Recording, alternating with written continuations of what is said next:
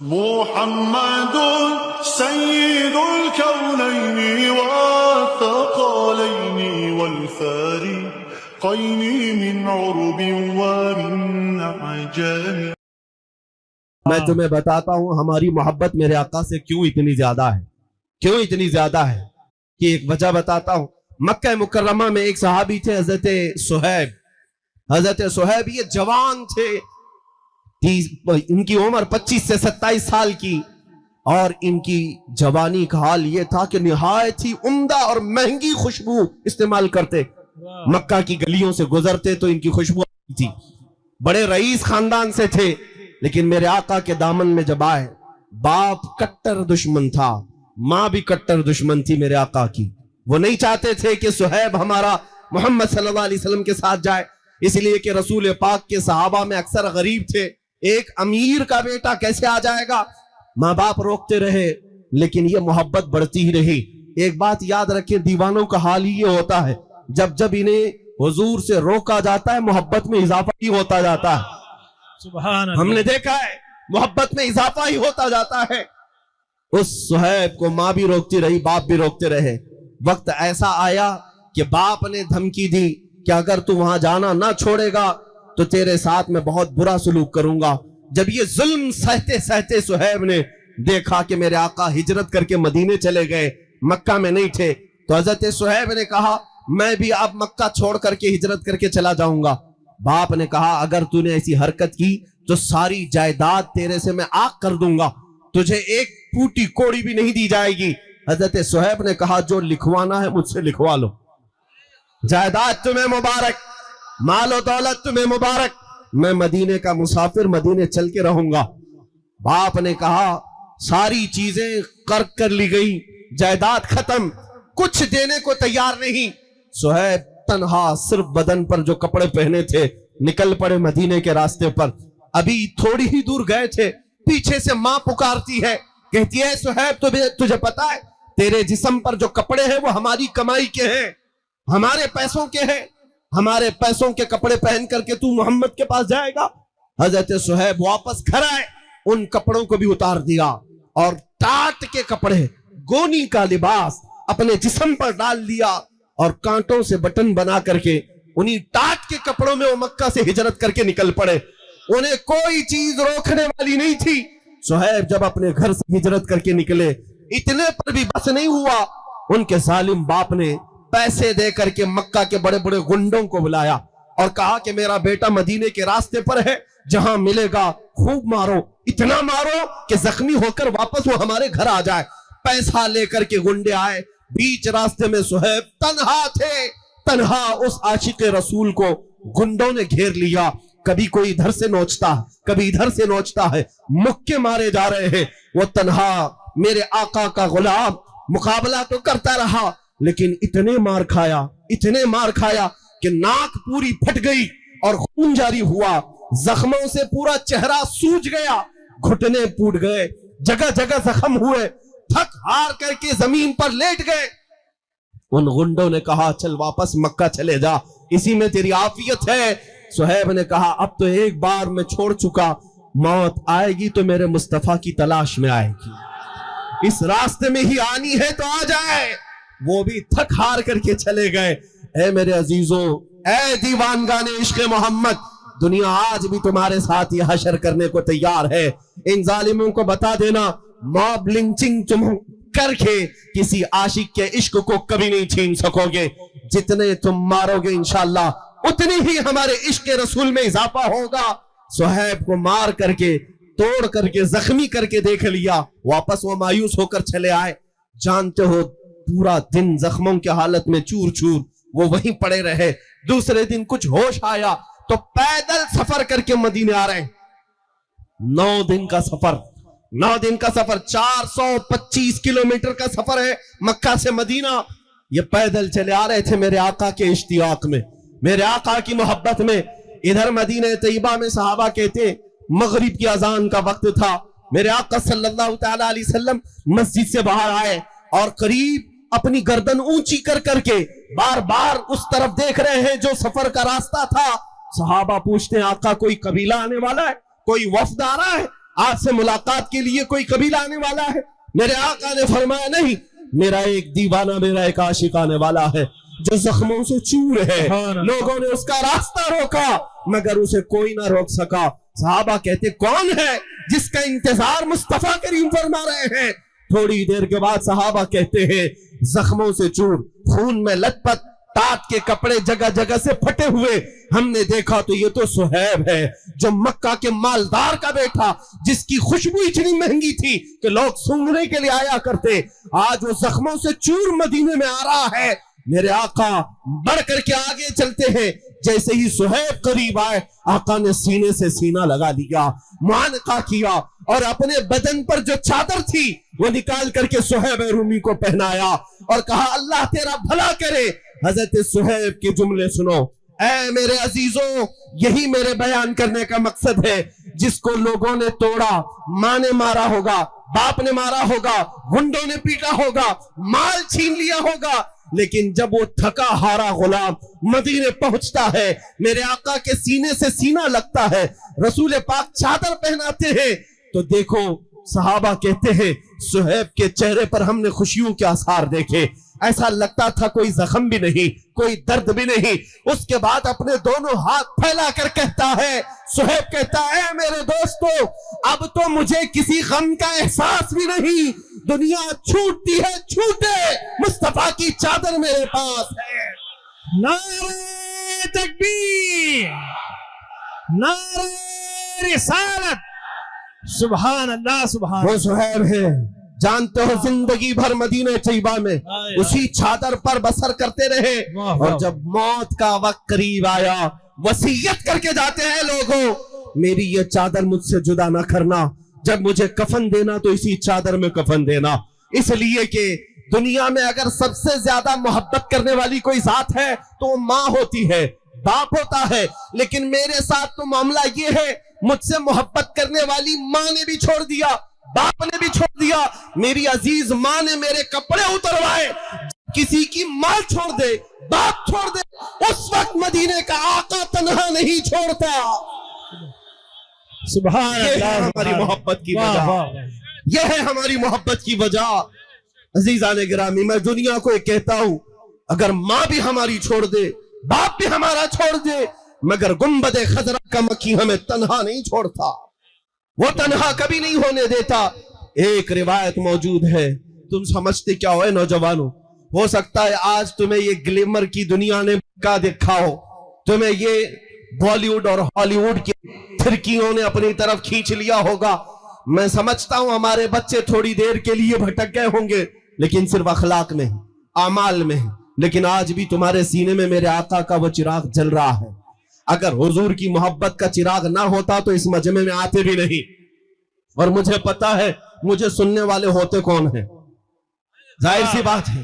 واہ واہ واہ، میں نے محسوس کیا ہے مجھ جیسے خطیب کو بہت کم لوگ سنتے ہیں، ویسے تو دور بیٹھ کے بہت سنتے ہیں، لیکن قریب آنے والوں کو میں نے محسوس کیا ہے کئی لوگ یہ سوچتے ہیں یہ مولانا کے ساتھ کھڑے رہیں گے کل کو ہم پہ بھی کیس ہو جائے گا، یہ فل رڈار میں ہے، ان کو بھی پکڑ لیں گے ان کو بھی پکڑ لیں گے، لیکن الحمدللہ یہاں جو بیٹھے ہوئے ہیں، یہ یہاں جو آئے ہوئے ہیں، یہ وہ لوگ ہیں جن کو دنیا ڈراتی نہیں، یا دنیا ڈرائے تو یہ ڈرتے نہیں، بلکہ یہ وہ لوگ ہیں جن کی ماؤں نے دودھ کے ساتھ عشق رسول بھی پلایا ہو۔ سبحان اللہ سبحان اللہ۔ آپ کے سینوں میں وہ عشق کی چنگاری ابھی موجود ہے، بس اسے شعلہ بننے کی دیر ہے، اس چراغ کی لو کو تھوڑا سا اور بلند ہونے کی دیر ہے۔ میں نے تو اب یہ جاگتے ہوئے اور اویئرنس آتے ہوئے بھی میں نے محسوس کیا کہ آج سے 1 سال پہلے ایک خبیث ملعون پاکھنڈی میرے نبی پاک کی شان میں بھونک رہا تھا، تو ہم نے اسے پکار کر کہا تھا کہ آؤ چلتے ہیں آگ میں دیکھ کے۔ آپ کو پتا ہوگا میرے عزیزوں، ہمارے جذبات سے کوئی منصوبہ بندی نہیں، کوئی پلاننگ سے نہیں، بلکہ دل جب دکھتا ہے تو یہی میں نے کہا عشق کچھ بھی کر سکتا ہے۔ بے خطر کود پڑا آتش نمرود میں عشق، حضور کی محبت ہے، حضور کا نام ہے، ہمیں تو اتنا پتا ہے، حدیثوں میں ہم نے پڑھا ہے، حضرت جابر رضی اللہ تعالیٰ عنہ صحابی رسول ہیں، حضور کی گھر میں دعوت کیا، میرے آقا دعوت میں آئے، کھانا کھانے کے بعد اپنے ہاتھ دسترخوان پر پہنچ لیا. حضرت جابر کہتے ہیں وہ دسترخوان اٹھا کر میں نے تبرک کے لیے رکھ لیا. وہ بدعقیدو سنو، تبرک رکھنا بھی صحابہ کی سنت ہے. حضرت جابر اس دسترخوان کو اٹھا کر رکھتے ہیں، لیکن روایت میں موجود ہے کہ جب کبھی وہ دسترخوان میلا ہوتا حضرت جابر اس کو پانی سے نہیں دھوتے، بھڑکتے ہوئے آگ کے تندور میں ڈال دیتے تھے.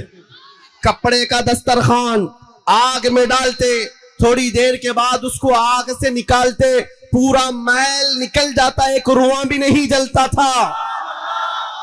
سبحان حدیث اللہ. میں موجود ہے. کس وجہ سے؟ کپڑے کو تو آگ جلاتی ہے، لیکن اس کپڑے کو میرے آقا نے اپنے ہاتھوں سے جو پوچھا تھا، اپنے ہاتھوں سے جو مسح کیا تھا. ہم نے یہ روایتیں پڑھی ہے، جب میرے آقا دسترخوان کو ہاتھ لگائیں وہ کپڑا نہیں جل سکتا، تو اس نام مصطفیٰ پر ان کا کوئی غلام اگر چل جائے. مجھے اس بات کا یقین تھا کہ اگر آگ پر بھی حکم چلتا ہے تو میرے مصطفیٰ کی حکمرانی ہے. بے شک. رب ذوالجلال کا حکم ہے، میرے مصطفیٰ کی رضا کے بعد ہی وہ ہمارے لیے کچھ غزن پہنچا سکتی ہے. عزیزان گرامی وقار، میں نے جو بات کہی وہ یہ تھی کہ 1 سال سے ہم نے یہ بھی دیکھا ہے ہمارے بچوں کو جاگتے ہوئے. 1 سال پہلے ہم نے پکار کر کہا تھا، لیکن اس کے بعد میں نے محسوس کیا، مہینہ گزرا، 2 مہینہ گزرے، ہر جگہ سے آواز آنے لگی، بچے جوان بیدار نظر آنے لگے.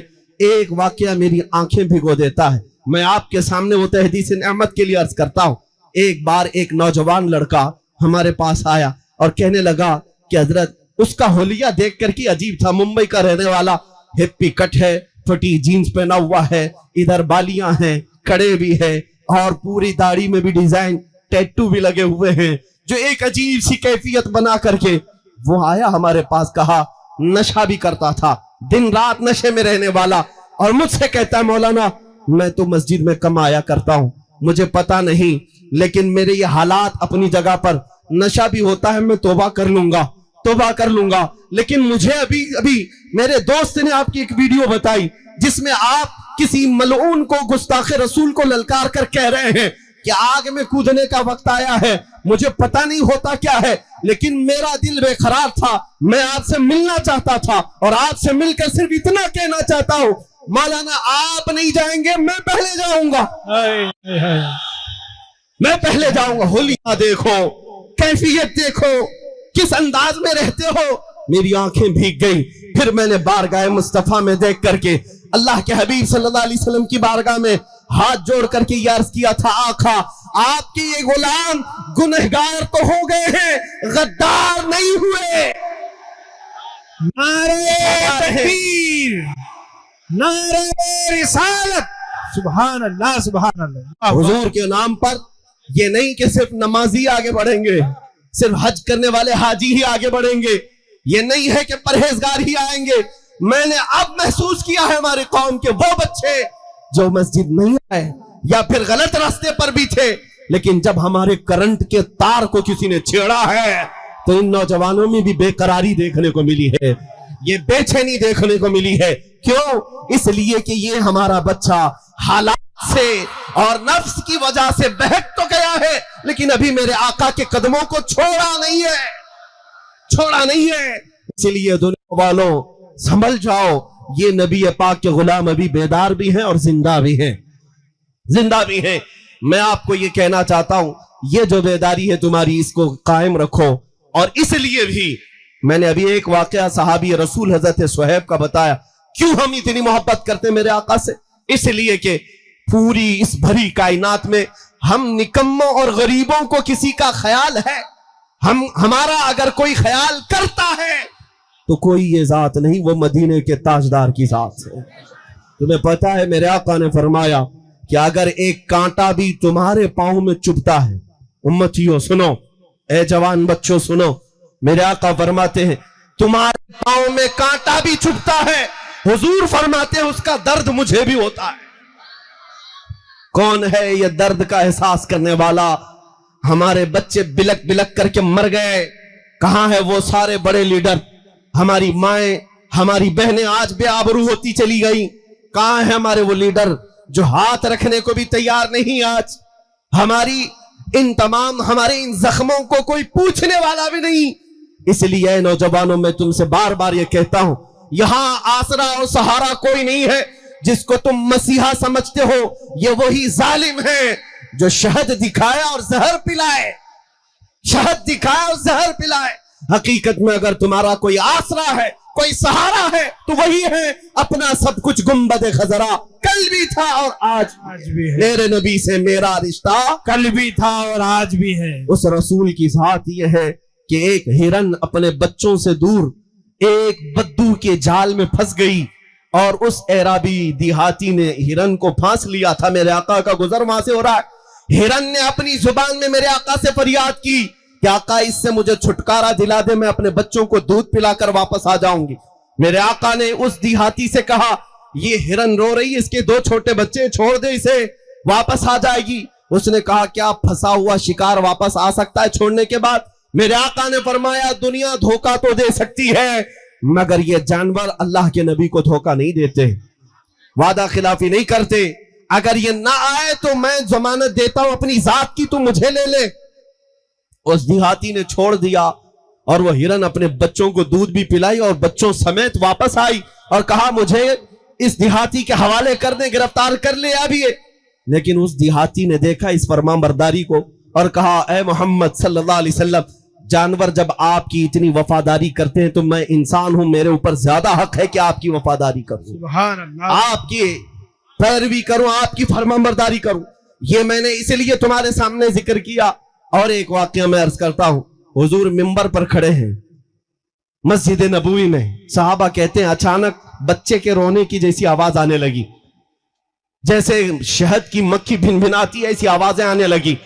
یہ آواز کس چیز کی تھی؟ میرے آقا اپنے ہاتھ میں عصا لے کر کھڑے ہوتے, لیکن جب منبر بن گیا تو اس عصا کو, اس لکڑی کو میرے آقا نے مسجد کے دروازے کے باہر چھوڑ دیا. حدیث میں موجود ہے وہ عصا, لکڑی کا عصا رونے لگ گیا اور اس کے رونے کی آواز مسجد نبوی میں گونج رہی تھی. میرے آقا منبر چھوڑ کر خطبے کے دوران اتر آئے اور چلتے ہوئے گئے اور جا کر اس لکڑی کے عصا کو اٹھا لیا اور اپنے سینے سے لگایا اور پھر واپس آئے.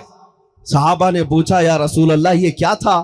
حضور فرماتے ہیں اس لکڑی کو جب تک میں اپنے ہاتھ میں رکھتا تھا یہ دوسری لکڑیوں پر فخر کرتی, اور جب میں نے اسے چھوڑ دیا تو یہ میرے جدائی کے غم میں رونے لگ گئی. یہ عصا جب رونے لگا میرے آقا فرماتے ہیں اس کا رونا مجھ سے دیکھا نہ گیا, میں منبر چھوڑ کر اتر آیا اور اس کو اٹھا کر میں نے سینے سے لگا لیا, چپ ہو گیا. سبحان اللہ, میں کہتا ہوں اے عزیز بچوں, ایک ہرن یاد کرے میرے آقا کو, اس کی مدد کے لیے وہ چلے جاتے ہیں.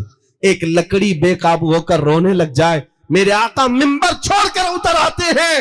تم تو امتی ہو, تم میرے آقا کے امتی ہو. اگر فریاد کرتے آج تو یہ بات دور نہیں ہے, ناممکن نہیں ہے کہ ادھر اگر ظالم تمہاری گردنوں پر تلوار رکھے, کوئی ڈرنے کی بات نہیں. تلوار بعد میں چلے گی, مصطفیٰ کا چہرہ پہلے سامنے ہوگا. سبحان اللہ, سبحان اللہ. میرے آقا کی زیارت ہوگی, وہ ہمیں تنہا کبھی نہیں چھوڑیں گے, بے شک, وہ تنہا کبھی نہیں چھوڑیں گے.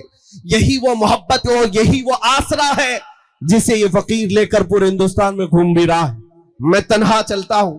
میں نے ان لوگوں سے بھی کہا تھا تم بھوک بھوک کر کے میرے آقا کو 10-10, 12-12 باڈی گارڈ کے بیچ میں رہتے ہو, تمہارا حال تو یہ ہے شیطانوں, تمہیں ٹٹی کرنے کے لیے بھی باڈی گارڈ کی ضرورت پڑتی ہے. ہاں یہ حقیقت بات ہے, بغیر ان کے تو تم وہ بھی نہیں کر سکتے. اور بات کرتے ہو دلی کی جامع مسجد میں آئیں گے, بات کرتے ہو فلاں جگہ آ کر کے مولاناؤں سے بات کریں گے, تم اپنے گوفے میں بیٹھے رہو, یہی خیر ہے. اور یہ بھی یاد رکھو جب تک تمہارے ناجائز آقا ہیں تب تک تمہاری خیر ہے, اور تختہ بدلنے میں دیر نہیں لگتی. ہم نے تاریخ پڑھی ہے, کوئی اگر یہ سمجھتا ہے کہ میں بہت سختی کے ساتھ پورے ان تمام تختوں پر قابض رہوں گا تو ذرا فرعون کو بھی پڑھ کے دیکھ لینا, ذرا نمرود کو بھی پڑھ کے دیکھ لینا, اور شداد ہارون قارون کو بھی پڑھ کے دیکھ لینا. تم ان کی جوتیوں تک بھی نہیں پہنچتے. وہ بہت بڑی حکومت کے مالک تھے, پوری دنیا پر راج کرنے والے تھے, اور عمر بھی ان کو اللہ نے 500 سال کی دی تھی, اور 1000 لوگوں سے تنہا لڑ سکتا تھا نمرود, فرعون. لیکن دیکھا رب ذوالجلال جب انتقام لیتا ہے नमरूद को मच्छर से हिलाक किया, फिरौन को पानी से गर्क कर दिया, अब्रहा जो काबा ढाने आया था चिड़ियों से हिलाक कर दिया गया, और ऐसी ताकतें हवाएं चलाकर मौला ने गर्काब कर दिया। और इनको तो इतना भी नहीं है, न तुम्हारे पास कारून की दौलत है, न फिरौन का तख्ता है, न शद्दाद की जन्नत है, न तुम्हारे पास हामान जैसी ताकत है, कुछ ना होकर ज्यादा मत इतराना। रब तबारक व तआला फिर अगर एक हल्का मच्छर भी भेजे तुम उसकी ताब ना ला सकोगे, तुम उसकी ताब ना ला सकोगे। लेकिन अल्हम्दुलिल्लाह हम इस बात के इंतजार में हैं। मौला कदीर और जब्बार कुरान में फरमाता है, अलैहिस्सल्लाहु बिअहकमिल हाकिमीन, क्या अल्लाह सबसे ज्यादा हकम नहीं है, सबसे बड़ा हकम नहीं है, वो सबसे बेहतर फैसला करने वाला है। और कुरान में अल्लाह फरमाता है, इन्नमा युअखिरुहुम लियौमिन तशखसु फीहिल अब्सार, अगर जालिमों को अल्लाह मोहलत देता है, टाइम देता है, छूट देता है, तो क्यों? कुरान कहता है इसलिए थोड़े दिन और ये कर ले, फिर मौला ताला उस दिन दिखाएगा जब सबकी आंखें देखेंगी और ये ऐसे गिरफ्तार हो सकते हैं। जालिमों की बात कर रहा हूं, जिसने एक हल्का जुल्म भी किया, मौला उसके जुल्म का बदला उसे दुनिया में भी दिखाएगा, आखिरत में भी दिखाएगा। इसलिए मैं अपने बच्चों से कहता हूं, निराशा होने की, मायूस होने की कोई जरूरत नहीं। मेरा दिन कल फल फूल रहा था, मेरा दीन आज भी फल फूल रहा है। इस्लाम था, इस्लाम है, इस्लाम रहेगा, इस्लाम था, इस्लाम है, इस्लाम रहेगा। कोई कुछ नहीं बिगाड़ पाएगा।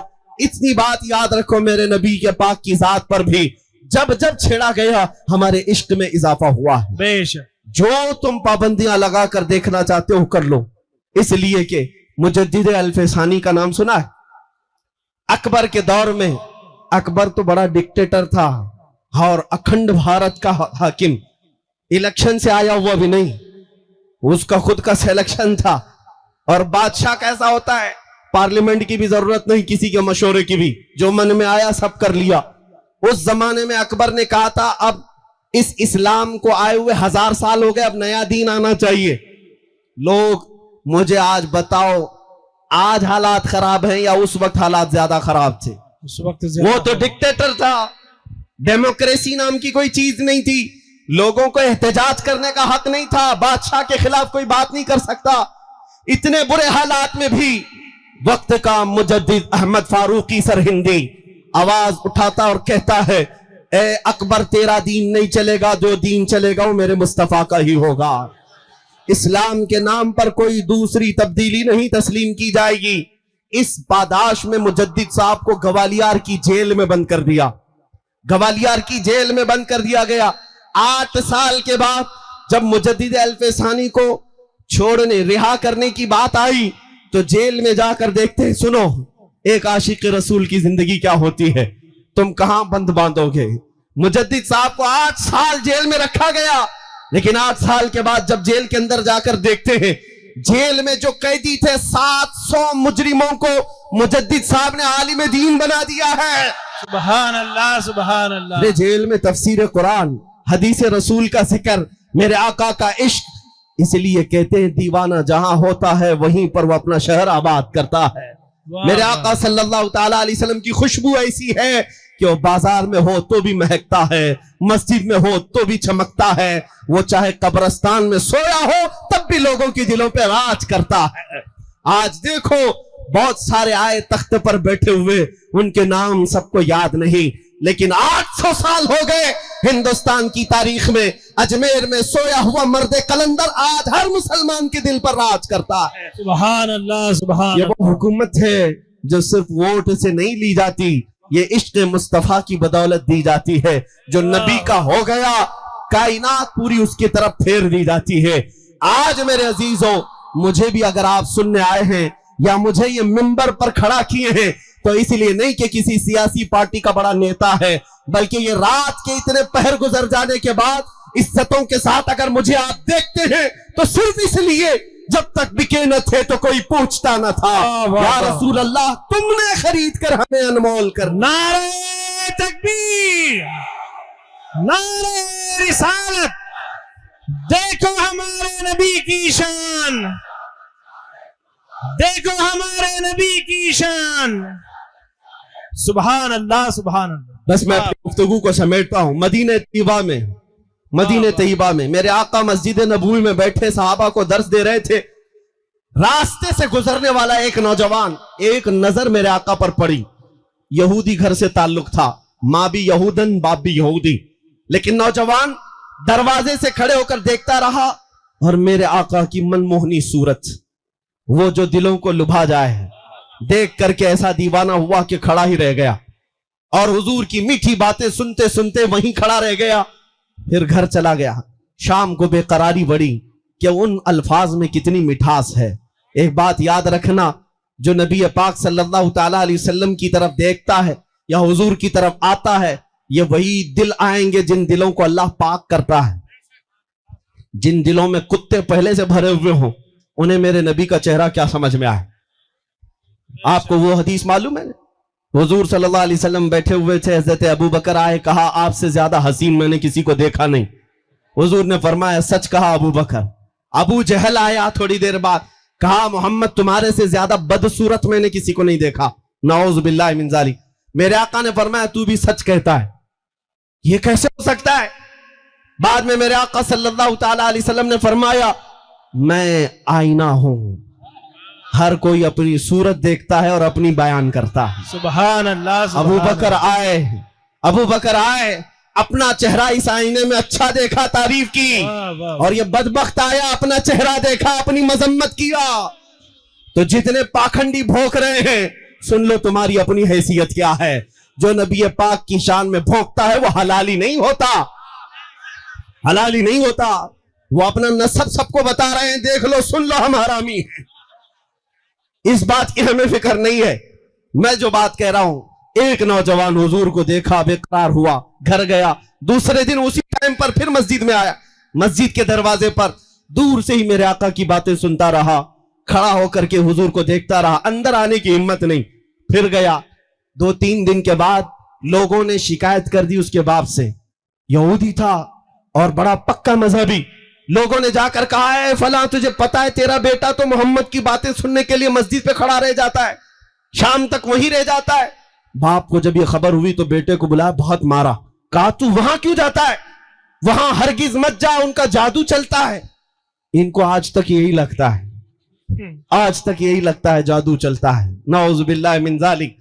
मेरे अजीजों, हाँ जो कुछ भी चलता है वो मेरे मुस्तफा का हुस्न चलता है।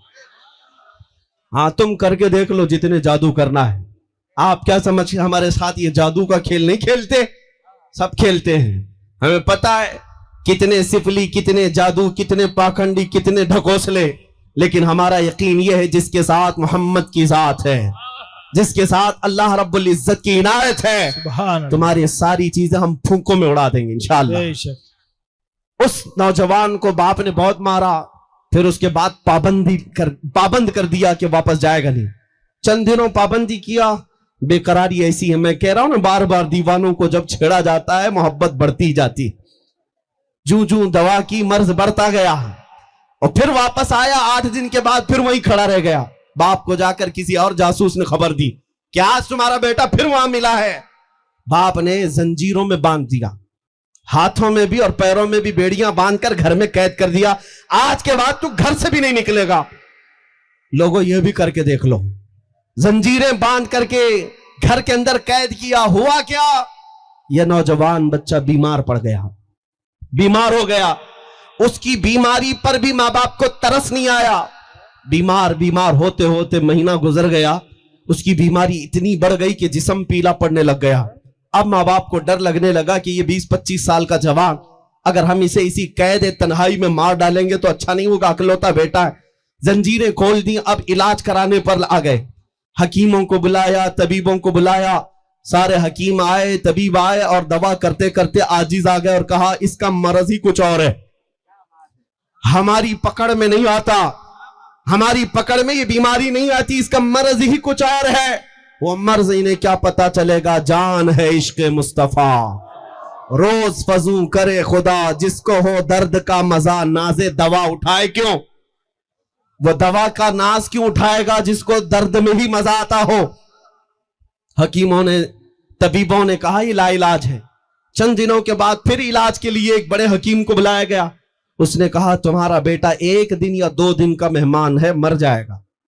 یہ تمہارا لڑکا اب لا علاج ہو چکا ہے, اسے جو کھانا ہے کھلا دو, جو پینا ہے پلا دو, اب یہ زیادہ دن تک نہیں ٹھہر سکتا. یہ کہہ کر حکیم رخصت ہوا. اب ماں کا کلیجہ دہل گیا, میرا جوان بیٹا دنیا سے چلا جا رہا ہے.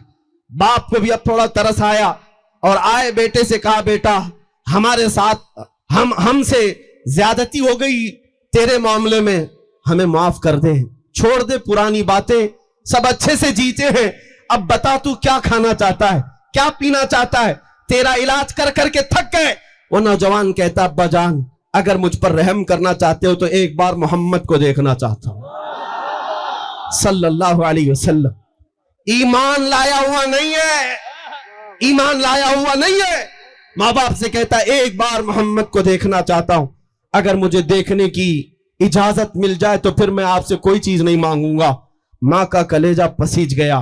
کہا اس درد کے عالم میں, اس بیماری کے عالم میں بھی میرا بچہ اگر کسی کو پوچھ رہا ہے تو آمینہ کے لال کو پوچھ رہا ہے.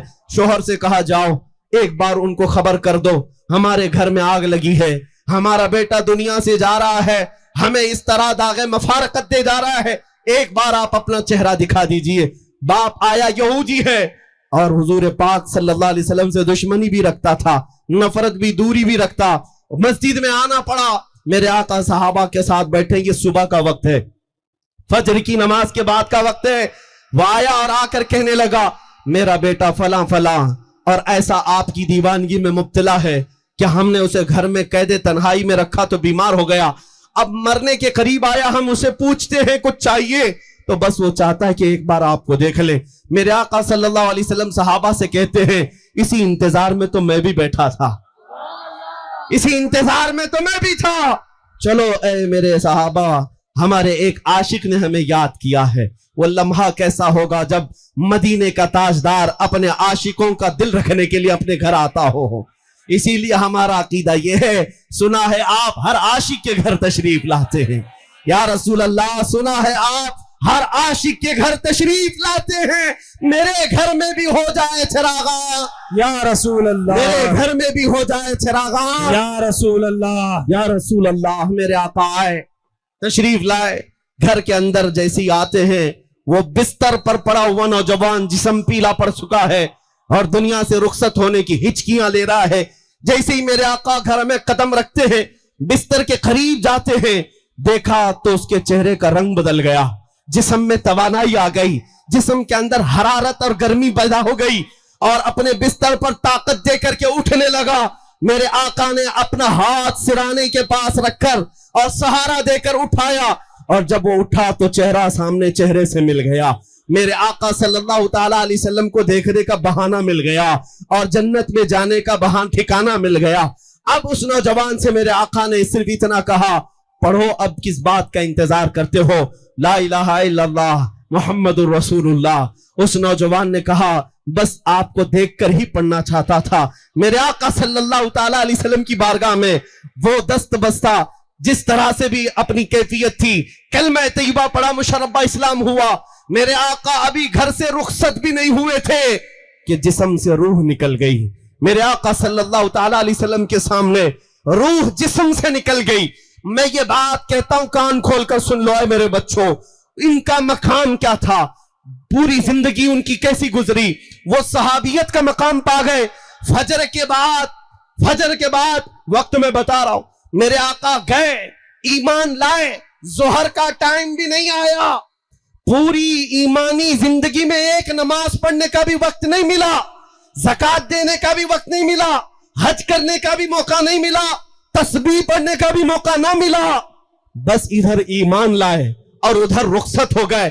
یہ اتنے چند لمحات میں اس نوجوان کی زندگی, وقت کا غوث ابدال اقطاب بھی ان کے قدموں تک نہیں پہنچ سکتا, اس لیے کہ صحابی کے مقام کو کوئی غوث بھی نہیں پہنچتا.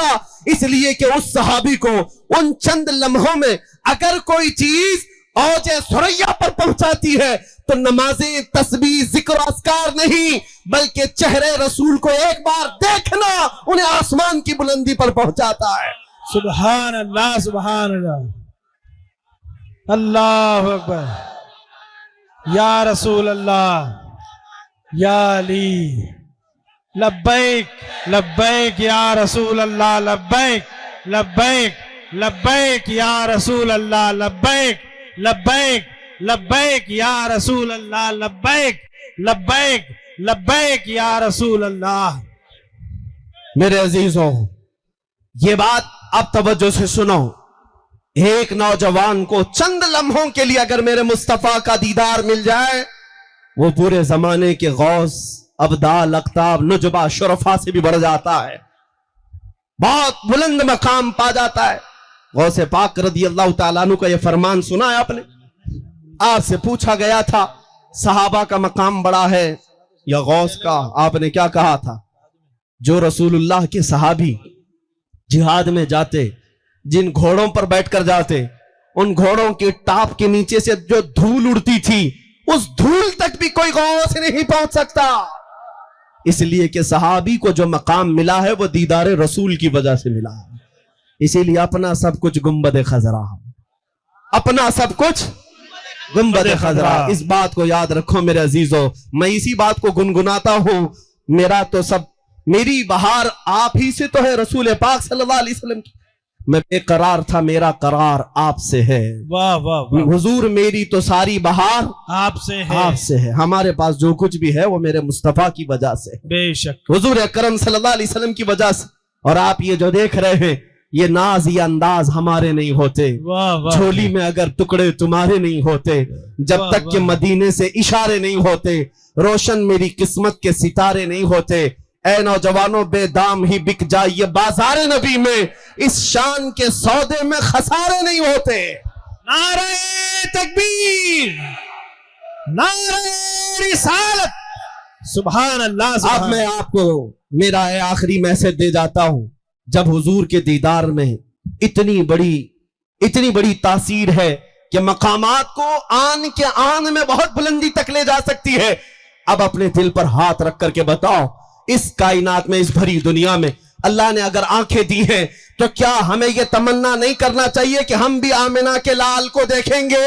انشاءاللہ ضرور. کیا یہ تمنا ہر مومن کی نہیں ہونی چاہیے؟ ہونا چاہیے. میرے عزیزو، اگر سچے دل سے تمہاری تمنا ہے تو کیوں بارگاہ مصطفیٰ میں یہ نہیں کہتے میرے آقا آؤ کہ مدت ہوئی ہے، ہائے ہائے ہائے. میرے آقا آؤ کہ مدت ہوئی ہے، تیری راہ میں اکھیاں بچھاتے بچھاتے، تیری حسرتوں میں، تیری یادوں میں بڑے دن ہو گئے ہیں گھر کو سجاتے سجاتے. واہ واہ. اور جس دن تم یہ تیاری کر لے جاؤ کہ میرے آقا آنے والے ہیں، سچ کہتا ہوں تمہاری آنکھیں بے حیائی سے بچ جائیں گی. واہ. رات کی تنہائی میں جو گندی تصویریں یا گندی فلمیں تمہارا ایمان تباہ کر رہی ہیں، آج صرف اس تصور سے ساری برائیاں ختم ہو جائیں گی. میں اپنی آنکھوں کو اگر آج سے بچا کر رکھوں گا تو صرف اس لیے کہ مجھے مکین گنبد خضرا کو دیکھنا ہے، میرے آقا کا دیدار کرنا ہے. کیوں نہ کر سکتے ہو؟ کیا یہ محال بات ہے؟ یہ ناممکن بات ہے؟ مفتی اعظم ہند دعا کرتے تھے، کچھ ایسا کر دے میرے کردگار آنکھوں میں، ہمیشہ نقش رہے روئے یار آنکھوں میں. انہیں نہ دیکھا تو کس کام کی ہیں یہ آنکھیں کہ دیکھنے کی ہے ساری بہار آنکھوں میں. کوٹا کی غیور نوجوانوں، اے یہاں پر رہنے والے سنی صحیح العقیدہ نوجوانوں، آج کے دن سے یہ طے کر لو، یہ ساری عیاشیاں جو میرے مصطفیٰ سے مجھے دور کرتی ہیں، یہ وہ دنیاوی لطف انگیزیاں جو مجھے میرے نبی کی محبت سے دور کرتی ہیں، میں سب کو ٹھکرا دوں گا. آپ کو جنگ بدر کا وہ ایک بچے کا واقعہ بتا دوں. حضرت معاذ 13 سال کی عمر ہے، جس نے ابو جہل کو کاٹ کر رکھ دیا تھا. ابو جہل کو مارنے والوں کی تاریخ یاد رکھنا، نہ بہت بڑے بڑے پہلوان نہیں، 2 چھوٹے بچوں نے مارا تھا. اللہ کی مصلحت، اس معاذ کے کندھے پر ایک کافر نے تلوار چلا دی، کندھا کٹ گیا اور بغل سے چمڑی لٹک رہی تھی. پورا ہاتھ نہیں، بغل سے چمڑی لٹک رہی ہے. لیکن اس 13 سالہ بچے کی ایمانی قوت کو تو دیکھو، وہ اس میدان میں اپنے ہاتھ میں دوسرے تلوار لے کر پھر میدان میں آ گیا. اور جب بار بار یہ ہاتھ لٹک رہا تھا تو اس ہاتھ کو پیر کے نیچے رکھ کر کے کھینچ کے نکال دیا اور کہا مجھے اس ہاتھ کی ضرورت نہیں جو مجھے میرے رب کی رضا حاصل کرنے میں خلل اندازی کرتا ہو، اللہ اکبر، جو میرے مصطفیٰ کی وفاداری میں خلل پیدا کرتا، مجھے اس ہاتھ کی ضرورت نہیں. اے نوجوانوں، کیا تم آج یہ عہد نہیں کر سکتے کہ مجھے ان گانوں کی ضرورت نہیں جو میرے مصطفیٰ سے مجھے دور کرتے ہو. مجھے آج ان عیاشیوں کی ضرورت نہیں جو مجھے میرے نبی کے قدموں سے دور کرتے ہو. کہ میں تو آج سے یہ عہد کر کے جاؤں گا, میں سو جاؤں یا مصطفیٰ کہتے کہتے, کھلے آنکھ صلی علی کہتے کہتے ہمارا دن, ہماری شب, ہماری رات, ہماری شامیں اس طرح سے گزرے آج سے. اس لیے میں کہتا ہوں ساری برائیاں, ساری عیاشیاں اس تصور کے ساتھ ختم ہو سکتی ہے. آج یا کل ہمیں بھی مرنا ہے, تم بھی مرو گے, ہم بھی مریں گے, جائیں گے قبرستان میں. ہماری زندگیوں کا کوئی بھروسہ نہیں, کل بھی موت آ سکتی ہے, پرسوں بھی. بلکہ یہاں بیٹھا ہوا کوئی یہ نہیں کہہ سکتا کہ کل کی شام ہم کو دیکھنا نصیب ہوگی. ملک الموت ہمیشہ ہمارے پیچھے ہے, کسی بھی وقت روح نکل جائے گی. دنیا میں حاصل کیا کیا؟ دنیا میں جوانی اللہ نے دی, طاقت دی, مال دیا, کیا حاصل کیا؟ کچھ حاصل ہوا؟ اور جانے کے وقت اگر تمہارے ہاتھ میں کچھ نہیں, تم مایوس جاؤ گے, تمہارے چہروں پر, لبوں پر مسکراہٹ نہیں ہوگی. اس لیے جب تک جوانی ہے اس تمنا کے ساتھ جیو کہ میرے آقا آؤ کہ مدت ہوئی ہے, حضور کو دیکھنے کی تمنا لے کر جیو. انشاءاللہ ہر بے حیائی سے پاک رہو گے. اس لیے کہ ابھی لوگوں کو پتہ نہیں ہے, اس حسن کو ایک بار جو دیکھ لیتا ہے دنیا کا سارا حسن اس کی آنکھوں میں پھیکا ہوتا ہے. بے شک سارا حسن ہیچ ہے. پھر کوئی مجنون لیلا کے پیچھے نہیں بھاگے گا, کوئی محبوب محبوبہ کے چکر میں نہیں پڑے گا. جس نے میرے آقا کے حسن کو دیکھا تو پھر وہ گنگنائے گا, مکھ چند بدر شاشانیے, واہ واہ چمکے لٹھ نورانیے, واہ کالی زلفت آنکھ مستانیے, مخمور اکھیں مد بھریاں, اس صورت نو میں جان اکھاں کی جان جہاں اکھاں, سچ اکھاں رب دی شان اکھاں, اس شان تو شانہ سب نبیاں. سبحان اللہ ما اجملکا ما اکملکا ما احسنکا, کتے مہر علی کتے تیری سنا, گستاخ اکھے کتی جا رہی. اس حسن کو اگر بریلی کے امام سے سننا ہے تو سنو, وہ کمال حسن حضور ہے کہ گمان نقص جہاں نہیں, یہی پھول خار سے دور ہے, یہی شمع ہے کہ دھواں نہیں. رسول اللہ ہم بنی اسرائیل میں سے نہیں جنہوں نے موسیٰ علیہ السلام سے کہا تھا آپ جائیے اور آپ کا رب جائیے لڑائی کیجئے. یا رسول اللہ ہم امت محمدیہ میں ہیں, ہم اپنے خون کا آخری قطرہ بھی پیش کریں گے, واپس پیچھے مڑ کر نہیں دیکھیں گے. حضور پاک صلی اللہ علیہ وسلم کے لیے آئے جن کے ہاتھوں میں تلواریں. حضرت اوکاشا ایک صحابی ہیں, کہتے ہیں کچھ لوگوں کے پاس تو تلواریں تھی اور کچھ کے پاس ایسی تھی جسے سبزی بھی نہیں کٹتی تھی, لیکن حوصلے بڑے جوان تھے, حوصلے بڑے پرعزم. ہاں یا رسول اللہ صلی اللہ علیہ وسلم خالی ہاتھ آ گیا ہوں, میرے پاس اتنے پیسے بھی نہیں تھے کہ میں کوئی ہتھیار خریدتا. اور یہاں مکہ کے کفار و مشرکین دندناتے ہوئے آئے ہیں. حضور پاک نے فرمایا جاؤ کوئی لکڑی لے لو. وہ کہتے ہیں کھجور کی ٹہنی کی ایک سوکھی ہوئی لکڑی مجھے ملی, میرے آقا صلی اللہ علیہ وسلم نے اس پر ہاتھ پھیر کر مجھے دیا, میں اسی سے لڑتا رہا اور کئیوں کو اسی سے مارا. صحابہ کا یہ حوصلہ تو دیکھیں, انہیں توکل اور یقین ایسا تھا کہ ہم جس کام کے لیے نکلے ہیں اس میں صرف نکلنا ہمارا کام ہے, باقی پورا کرنا یہ اللہ کا ہے, کیونکہ وہ نام مصطفیٰ پر نکلے ہوئے ہیں. یہی ہے ناموں سے رسالت پر نکلنے والے کا توکل ہونا چاہیے, یقین ہو. جگہ جگہ اسباب کی کمی, جگہ جگہ دشمنوں کی بہتات, لیکن اللہ ہر گھڑی اس کے ساتھ ہوتا ہے, رب ذوالجلال ان کے ساتھ ہے. اسی میدان بدر کا وہ دردناک منظر جب بیان کیا جاتا ہے میرے عزیزو ایمان تازہ ہوتا ہے. دو چھوٹے بچے حضور کی بارگاہ میں آئے, کہا یا رسول اللہ ہمیں بھی لڑنے کی اجازت دی جائے. میرے آقا نے فرمایا نہیں, بچوں پر جہاد نہیں, تم اپنے گھر رہو. وہ سب دونوں بچے ضد کرنے لگے. 12-13 سال کے تھے یا 15 سال سے کم کی عمر کے تھے. اتنی کم عمر میں یہاں تو پب جی میں زندگی گزار رہے ہیں 20-22 سال کے لوگ, پوری راتیں ان کی برباد ہوتی موبائل انٹرنیٹ پر. وہ 12-13 سال کے بچے ناموں سے رسالت کی بات کر رہے تھے. آئے حضور کی بارگاہ میں, جب میرے آقا نے منع کیا تو رونے لگے, زور سے رونے لگے. اور میرے آقا صلی اللہ علیہ وسلم کی ایک عادت کریمہ کہ کسی کا رونا حضور کو برداشت نہیں ہوتا تھا. آپ نے فرمایا جاؤ صفوں میں کھڑے ہو جاؤ. وہ صفوں میں کھڑے ہو گئے, کندھے سے کندھا نہیں مل رہا تھا, पत्थर उठा लाए, उस पर खड़े हो गए और सहाबा से मिलाया, शाने से शाना मिल गया, जाने का बहाना मिल गया।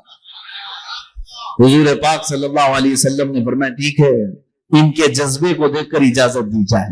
अब मैं आपको बताऊं, 313 सहाबा एक तरफ, पूरे सहाबा मैदान बद्र में मुआज और मुअव्विज रदी अल्लाह अन्हु, अफरा नाम के जो मदीने तैयबा के रहने वाले, उनके ये दोनों बेटे थे, किसान के बेटे थे। आए हजरत अब्दुर्रहमान बिन औफ कहते हैं मैं मैदान बद्र में दोपहर का वक्त था, ये दोनों बच्चों का मेरे से सामना हो गया। वो दोनों पूछने लगे चचा जान अबू जहल किसका नाम है? वो जानते तक नहीं थे। हजरत अब्दुर्रहमान बिन औफ कहते हैं तुम क्या करोगे उसका? वो दोनों कहने लगे इसलिए कि हमने सुना है हमारे नबी को गालियां देता। ये है नामूस रिसालत पर फिक्र करना, बर्दाश्त नहीं होता। चचा जान बताएं। हजरत अब्दुर्रहमान इनके जज्बे को देखकर मुस्कुराए, कहा वो सरदार कुरैश है, वो पहलवान है मक्का का, उसके इर्द गिर्द कई लोग होते हैं। तो ये बात उन बच्चों को समझा रहे थे। इत्तेफाक की बात ऐसे कि अबू जहल सामने से गुजर रहा था। हजरत अब्दुर्रहमान बिन औफ कहते हैं लगे हाथों मैंने बच्चों को कह दिया वो जो जा रहा है ना वही सरदार कुरैश, मुआज और मुअव्विज। हजरत अब्दुर्रहमान कहते मेरी बात अभी कंप्लीट भी नहीं हुई थी, चील की तरह ये झपट गए उस पर। और जिस गुरूर और घमंड में वो चलता था अबू जहल, उसे कभी ये एक्सपेक्टेशन भी नहीं था कि कोई बच्चा करीब आता है। और वो घोड़े पर सवार था, इन दोनों बच्चों में से एक ने उसकी टांगों पर मारा घोड़े की, वो नीचे जमीन पर आया, दूसरा सीने पर बैठ गया और दोनों ने मिलकर के उसकी गर्दन अलग कर दी। तारीख में ये मौजूद है। 313 सहाबा बद्र में थे, इसीलिए किसी ने क्या खूब कहा, औरों ने अगर काफिरों को मारा है तो इन बच्चों ने पूरे कुफ्र को मारा।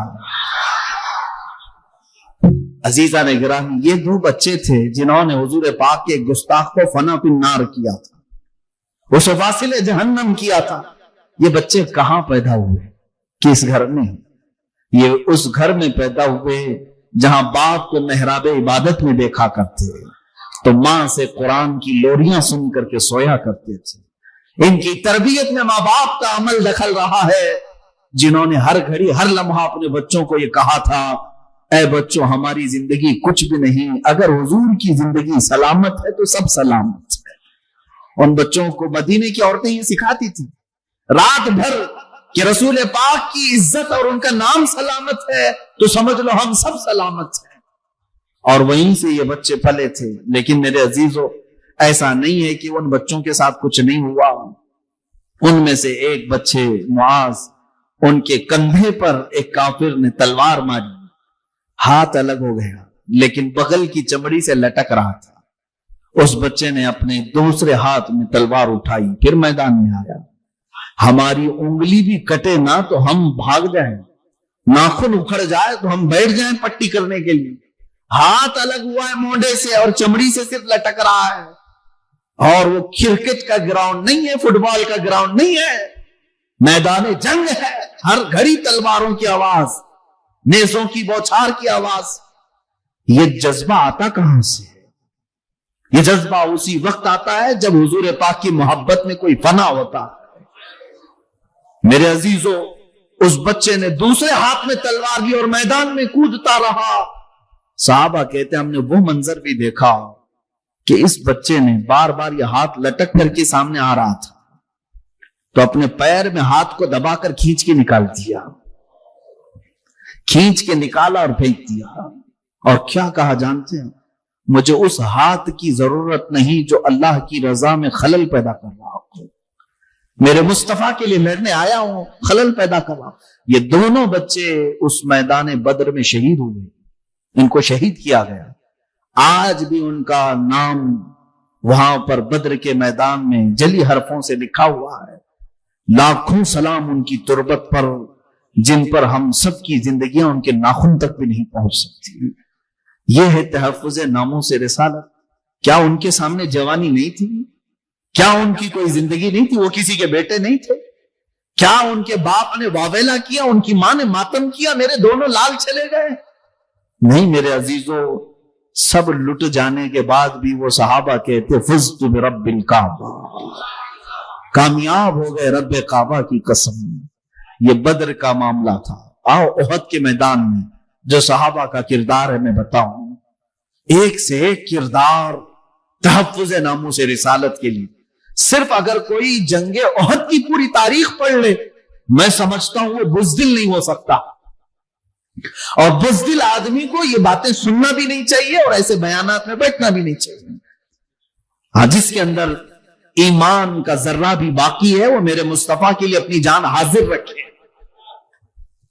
बद्र के मैदान के बाद उहद का जो मैदान है ये तारीखी है और बहुत सख्त आजमाइश है सहाबा के लिए। अब तो तादाद 1000 के बराबर थी, 1000 के बराबर तादाद थी मुसलमानों की और उनकी बहुत ज्यादा थी। लेकिन हुआ क्या, यहां पे मामला पलट गया था। जो मुसलमानों को अल्लाह ने फतह अता की थी वो हुजूर पाक सल्लल्लाहु तआला अलैहि वसल्लम की एक बात जिसका सहाबा ने इंतजार नहीं किया, जिसकी पादाश में जीती हुई जंग शिकस्त में बदल गई। मैं आपको बताता हूं कि हुजूर पाक सल्लल्लाहु तआला अलैहि वसल्लम की हर बात का कितना लिहाज करना जरूरी है उम्मत को। मैदान उहद कैसा है उसका लोकेशन मैं आपको बताऊं। मैदान उहद ऐसा था कि मुशरिकीन सामने हैं, मोमिनीन इस तरफ हैं, और मोमिनीन को हुजूर सल्लल्लाहु अलैहि वसल्लम की तरफ से एक छोटा सा टीला मिला था, एक पहाड़ी जिसको जबल रुमात कहते हैं। आज भी वो मौजूद है मदीने से 5 किलोमीटर बाहर उहद पहाड़ के सामने जहां ये जंग हुई। लोकेशन के एतबार से हुजूर पाक सल्लल्लाहु अलैहि वसल्लम ने सबसे बेहतर लोकेशन मुंतखब किया था, क्योंकि पहाड़ की ऊंचाई पर 50 तीर अंदाज सहाबा को खड़ा किया। तीर अंदाज सहाबा को हुजूर ने खड़ा किया और कहा था कि जब तक मैं ना कहूं नीचे नहीं उतरना। ये लफ्ज पर आप तवज्जो दें। हुजूर ने क्या फरमाया, जब तक मैं ना कहूं यहां से नीचे नहीं आना। सहाबा तीर लेकर खड़े रहे। अब ये सबसे बेहतरीन पॉइंट था मोमिनीन के लिए, सहाबा के लिए। जब भी कोई मुशरिकीन हमला करने के लिए आगे आते, ये ऊपर से तीर बरसाने लग जाते। ऊपर जो भी होता है वो फायदे में है। तो मुशरिकीन शिकस्त खा करके भाग रहे थे और सहाबा इकराम ने देखा दोपहर से पहले ही मुशरिकीन अपना साजो सामान छोड़कर भाग गए, काफी दूर भाग गए। तो यहां जो मोमिनीन थे वो सब माले गनीमत जमा करने लगे। जो माल बचा हुआ था वो जमा कर रहे थे। तो ऊपर जो सहाबा खड़े थे, तीरंदाज सहाबा, उनमें से अक्सर सहाबा ने क्या कहा, जंग खत्म हो गई, चलो हम भी उतरते हैं, माले गनीमत जमा करते हैं। लेकिन चंद सहाबा ने कहा नहीं, इंतजार करो हुजूर का हुक्म आने तक। देखिए ये सहाबा में आपस में इज्तिहादी इख्तिलाफ था। तो जिन लोगों ने उतरने का कहा उन्होंने ये कहा नहीं, हुजूर ने जंग खत्म होने तक की बात कही थी, अब जंग खत्म हो गई, देखो मुशरिकीन भाग गए, अब कुछ रहा नहीं, हम उतर जाते हैं। 50 में से 40 सहाबा उतर गए, माले गनीमत जमा करने लगे। मुशरिकीन की तरफ से बहादुर जंगजू खालिद बिन वलीद आए हुए थे। उस वक्त वो ईमान लाए हुए नहीं थे, लेकिन जंग की बहादुरी में उनकी मिसाल नहीं थी।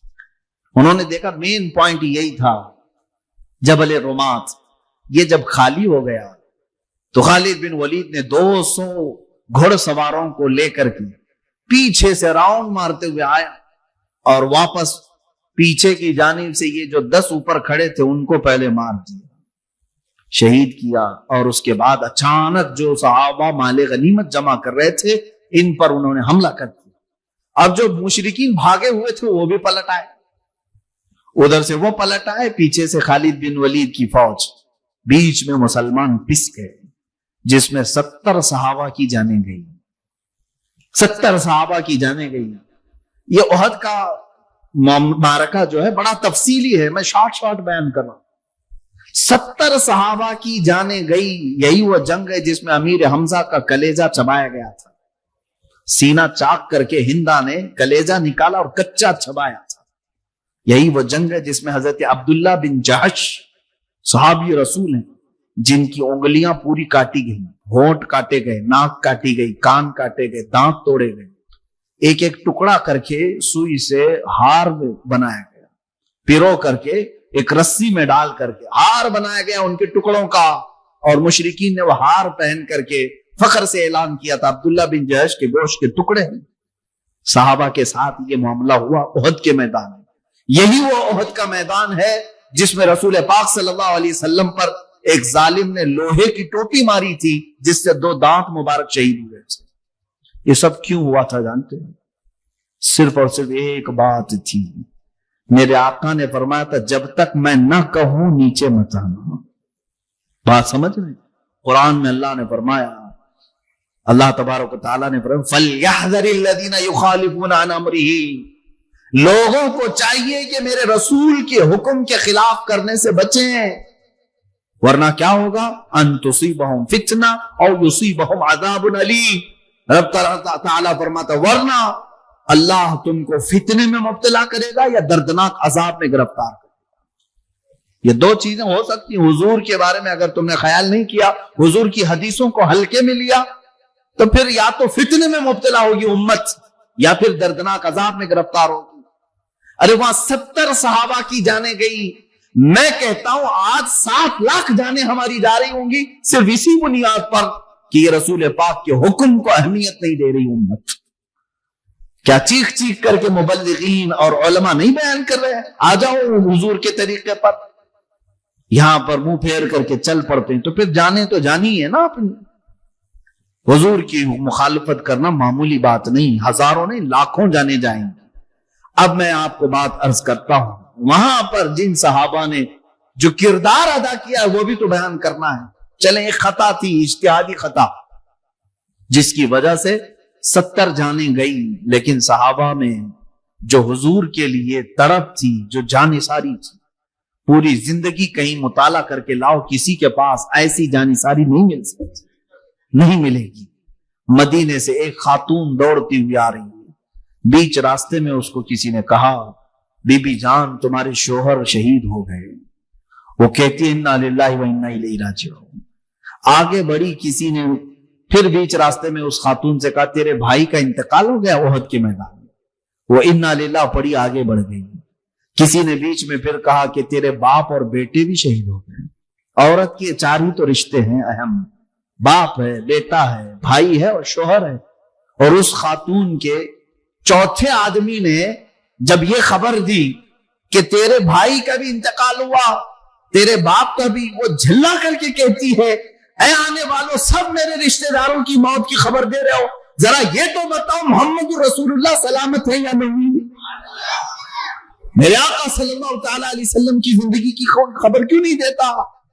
अल्लाह अकबर, अपनों की कोई परवाह नहीं थी। और जिस आने वाले ने ये कहा, नहीं मेरे आका सलामत हैं, तो वो खुल करके कहती है, अगर मेरा चांद सलामत है तो मेरी पूरी कायनात सलामत है। उस अरब खातून को तो देखें, अगर रसूलुल्लाह सलामत है तो मेरी पूरी कायनात सलामत है।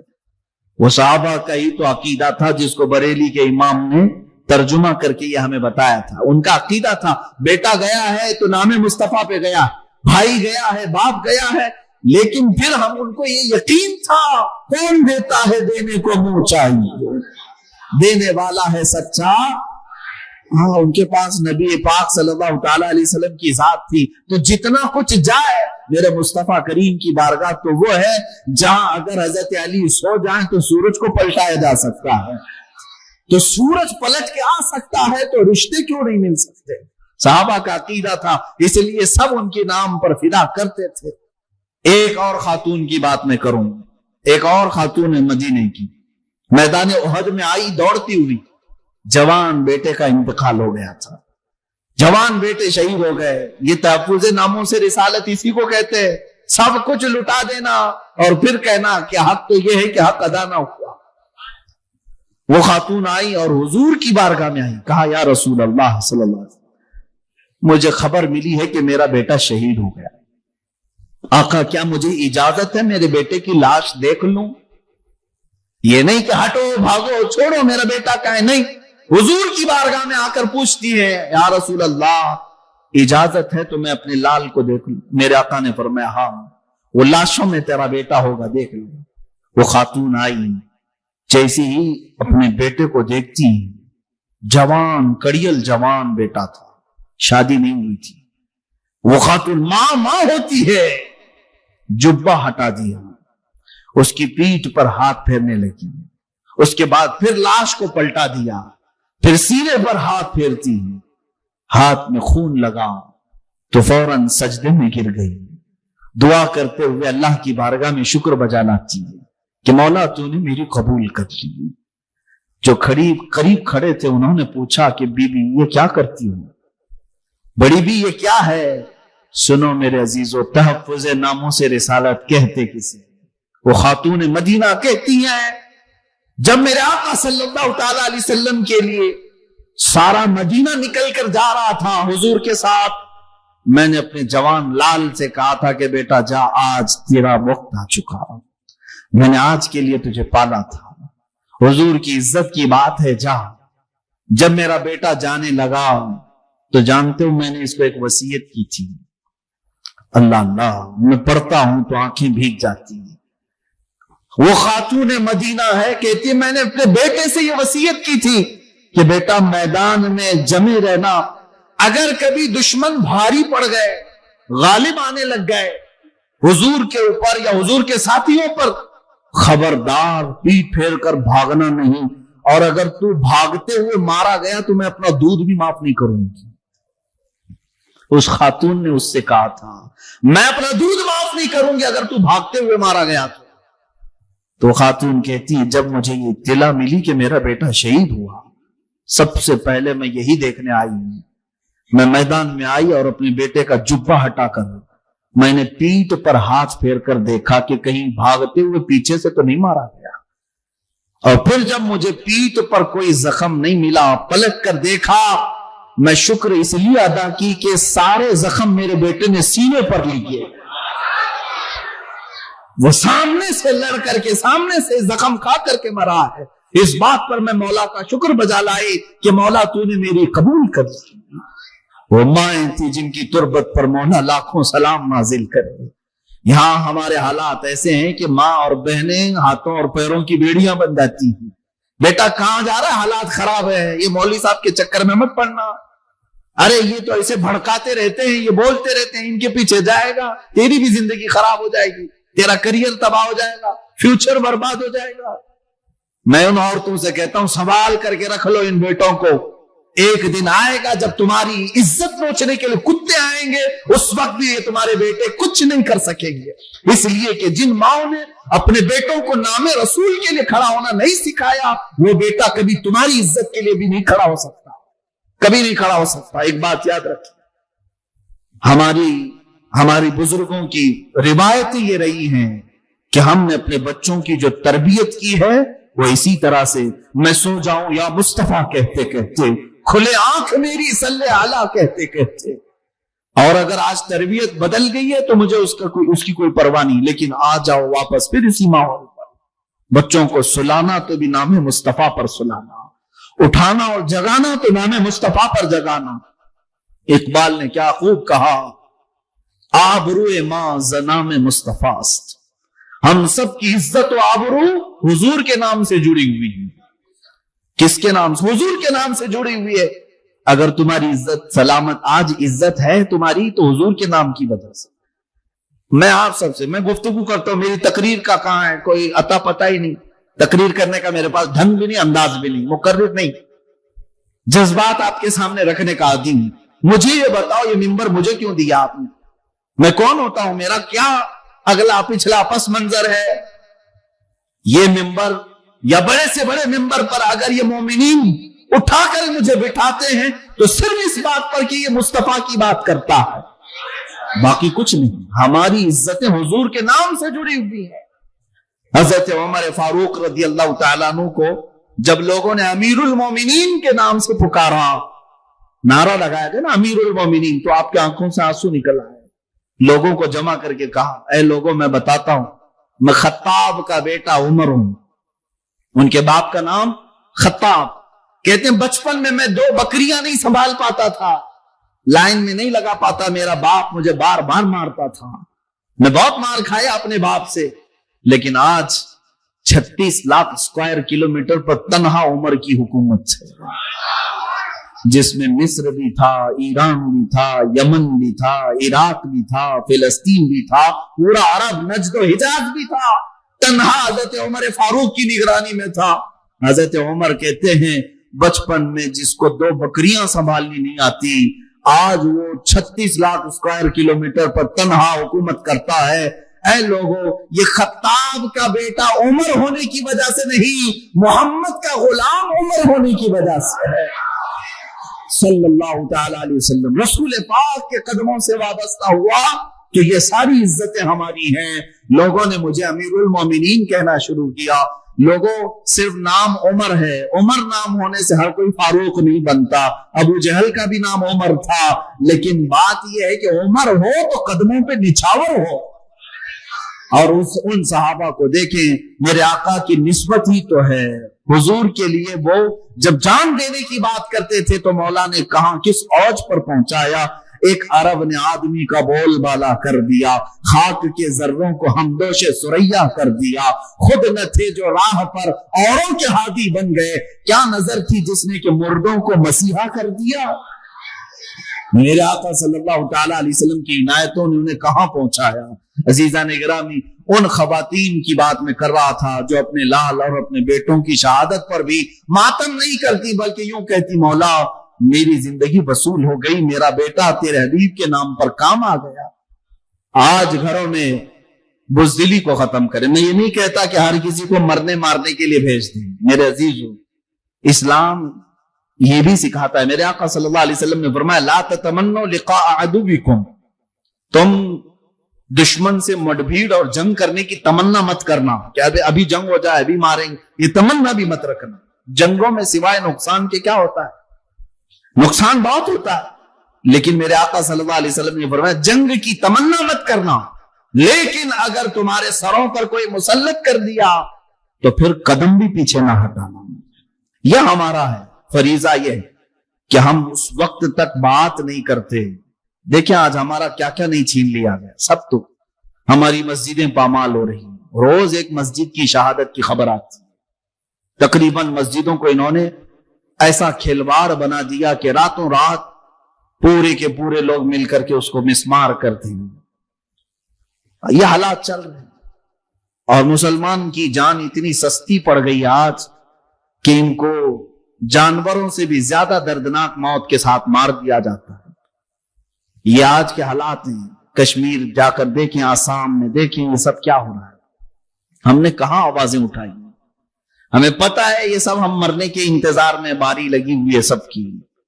میرے عزیزوں، سب کچھ چھینا گیا ہے، مسجدیں، خانقاہیں، مزارات، مسلمانوں کی جانیں۔ اب ہماری بچیاں بھی محفوظ نہیں رہی۔ لڑکیوں کو اٹھا کر کے لے جاؤ، مرتد بنا کر کے انہیں نکاح کرو، 4-6 مہینے کے بعد انہیں پھر پھینک دو، یہ بھی چل رہا ہے۔ ہماری بچیوں کو اٹھا کر کے لے جانا، قتل کر دینا، کتنے واقعات دیکھنے کو مل رہے۔ پھر کسی غریب مزدور کو کہیں پکڑ کر کے موب لنچنگ کرنا، یہ سب حالات ہم دیکھ رہے ہیں۔ ہمیں پتا ہے ہم کس قسم پرسی کے عالم میں گزر رہے ہیں، لیکن ان سب کا جو اصل سبب ہے وہ ایک ہی ہے، ان کے جو ہم غلام تھے خلق کے پیشوا رہے، ان کے جو ہم غلام تھے خلق کے پیشوا رہے، ان سے پھرے، جہاں پھرا پھر آئی کمی وقار میں۔ یہ جو سبب ہے نا حضور سے پھرنے کی وجہ ہے، حضور سے جب منہ پھیرو گے یہ حالات ہوں گے۔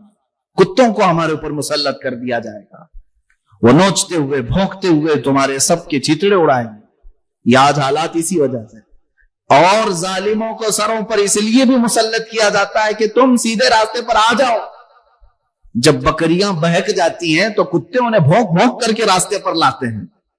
آج تمہارے اوپر بھی اسی طرح کے حالات آئے۔ اب ہونا یہ چاہیے کہ ہوش کے ناخن لیں اور اصل زندگی کا مقصد سمجھ لیں۔ مسلمانوں کی زندگی کا مقصد اور سبب یہی ہے جو تاج شریعہ بدر طریقہ رحمت اللہ تعالی علیہ نے اپنے کلام میں فرمایا، زندگی یہ نہیں کسی کے لیے، زندگی ہے نبی کی نبی کے لیے۔ نہ سمجھ مرتے ہیں زندگی کے لیے، ارے جینا مرنا ہے سب کچھ نبی کے لیے۔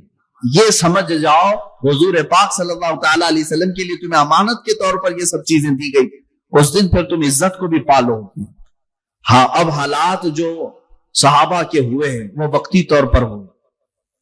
ایک بات یاد رکھنا، میں حضور پاک صلی اللہ تعالی علیہ وسلم کی عزت کے لیے جو بھی میدان میں کھڑا رہے حفاظت کی بات کرے گا، اس کو دنیا مار تو سکتی ہے لیکن مردہ نہیں کر سکتی۔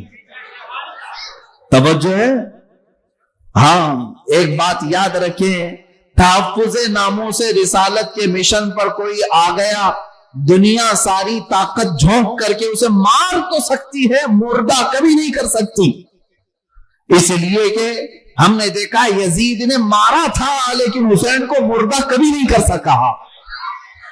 مردہ ہونا اور ہے، مار دینا اور ہے۔ ہمارے ہاں تو عقیدہ یہ ہے اسلام زندہ ہوتا ہے ہر کربلا کے بعد۔ جس دن ہماری گردنیں کٹی جائیں گی، مر تو جائیں گے لیکن ان کو مردہ نہیں کہا جائے گا، مردہ نہیں ہے۔ اللہ ان کی حیات کی بشارت قرآن میں دے رہا ہے۔ عزیزان گرامی وقار، صحابہ کے کردار میں دو مثالیں اور رکھ دیتا ہوں۔ حضرت خواتین کی بھی کردار ہے۔ سیدہ بی بی سمیہ رضی اللہ تعالیٰ عنہ، یہ گھر گھر جاتی تھی پیغام مصطفیٰ لے کر۔ یہ مکہ کی گلیوں میں جب ابھی زندگی بڑی کٹھن تھی، کھل کر کے نماز نہیں پڑھ سکتے تھے، اس وقت کی بات ہے، حضرت سیدہ سمیہ مشرکین کے گھروں میں جاتی اور حضور کی محبت انہیں پلا کر کے آتی تھی۔ یہ بات کبھی ان کو برداشت نہیں ہوتی۔ ابو جہل نے ایک مرتبہ حضرت سمیہ کو گرفتار کروایا اور بیچ چوراہے میں ان کو گھوڑے کے پیروں سے باندھا گیا۔ ان کے دونوں ہاتھ آگے سے، ان کے پیر پیچھے کے پیروں سے گھوڑے کے باندھ کر گھوڑے کو دوڑایا گیا۔ گھوڑا دوڑتا تھا، ان کی ہڈیاں سرکتی تھی، ان کی ہڈیاں توڑ دی گئی اور اس کے بعد ان کی شرمگاہ پر نیزہ مار کر انہیں شہید کیا گیا۔ دردناک شہادت۔ اور اسلام میں شہادت پانے والی سب سے پہلی خاتون سیدہ سمیہ کس نام پر ماری گئی؟ نام مصطفیٰ پر، حضور کی عزت پر۔ اور حضرت یاسر جو حضرت سمیہ کے شوہر تھے، ان کا حال یہ تھا کہ ان کو مشرکین پکڑ کر کے کوئلے جلا کر اس میں الٹا لٹا دیتے تھے۔ میرے آقا صلی اللہ علیہ وسلم سامنے سے گزر رہے تھے اور میرے آقا نے یہ جملہ بھی فرمایا، یا نارو کونی بردن و سلامن علی یاسر، جو اللہ نے فرمایا تھا اے آگ ٹھنڈی ہو جائے ابراہیم پر، میرے آقا نے حضرت یاسر کے لیے کہا تھا اے آگ ٹھنڈی ہو جا میرے یاسر پر۔ وہ حالات بھی صحابہ کے تھے، حضور سامنے ہوتے اور ان کے چہتے دیوانے آگ پر بھی لیٹ جایا کرتے، لیکن بات ایسی تھی کہ حضرت خبیب ابن عدی ایک صحابی، ان کو پکڑ کر کے مشرکین نے پکڑ سے ناخن کھینچ دی، کو ایک کھمبے سے باندھ دیا۔ مکہ کے اوباش اور بدماش لڑکوں سے کہا پتھر مارو اس کو، پتھر مارتے رہے۔ حضرت خباب اسی طرح سے مارے گئے۔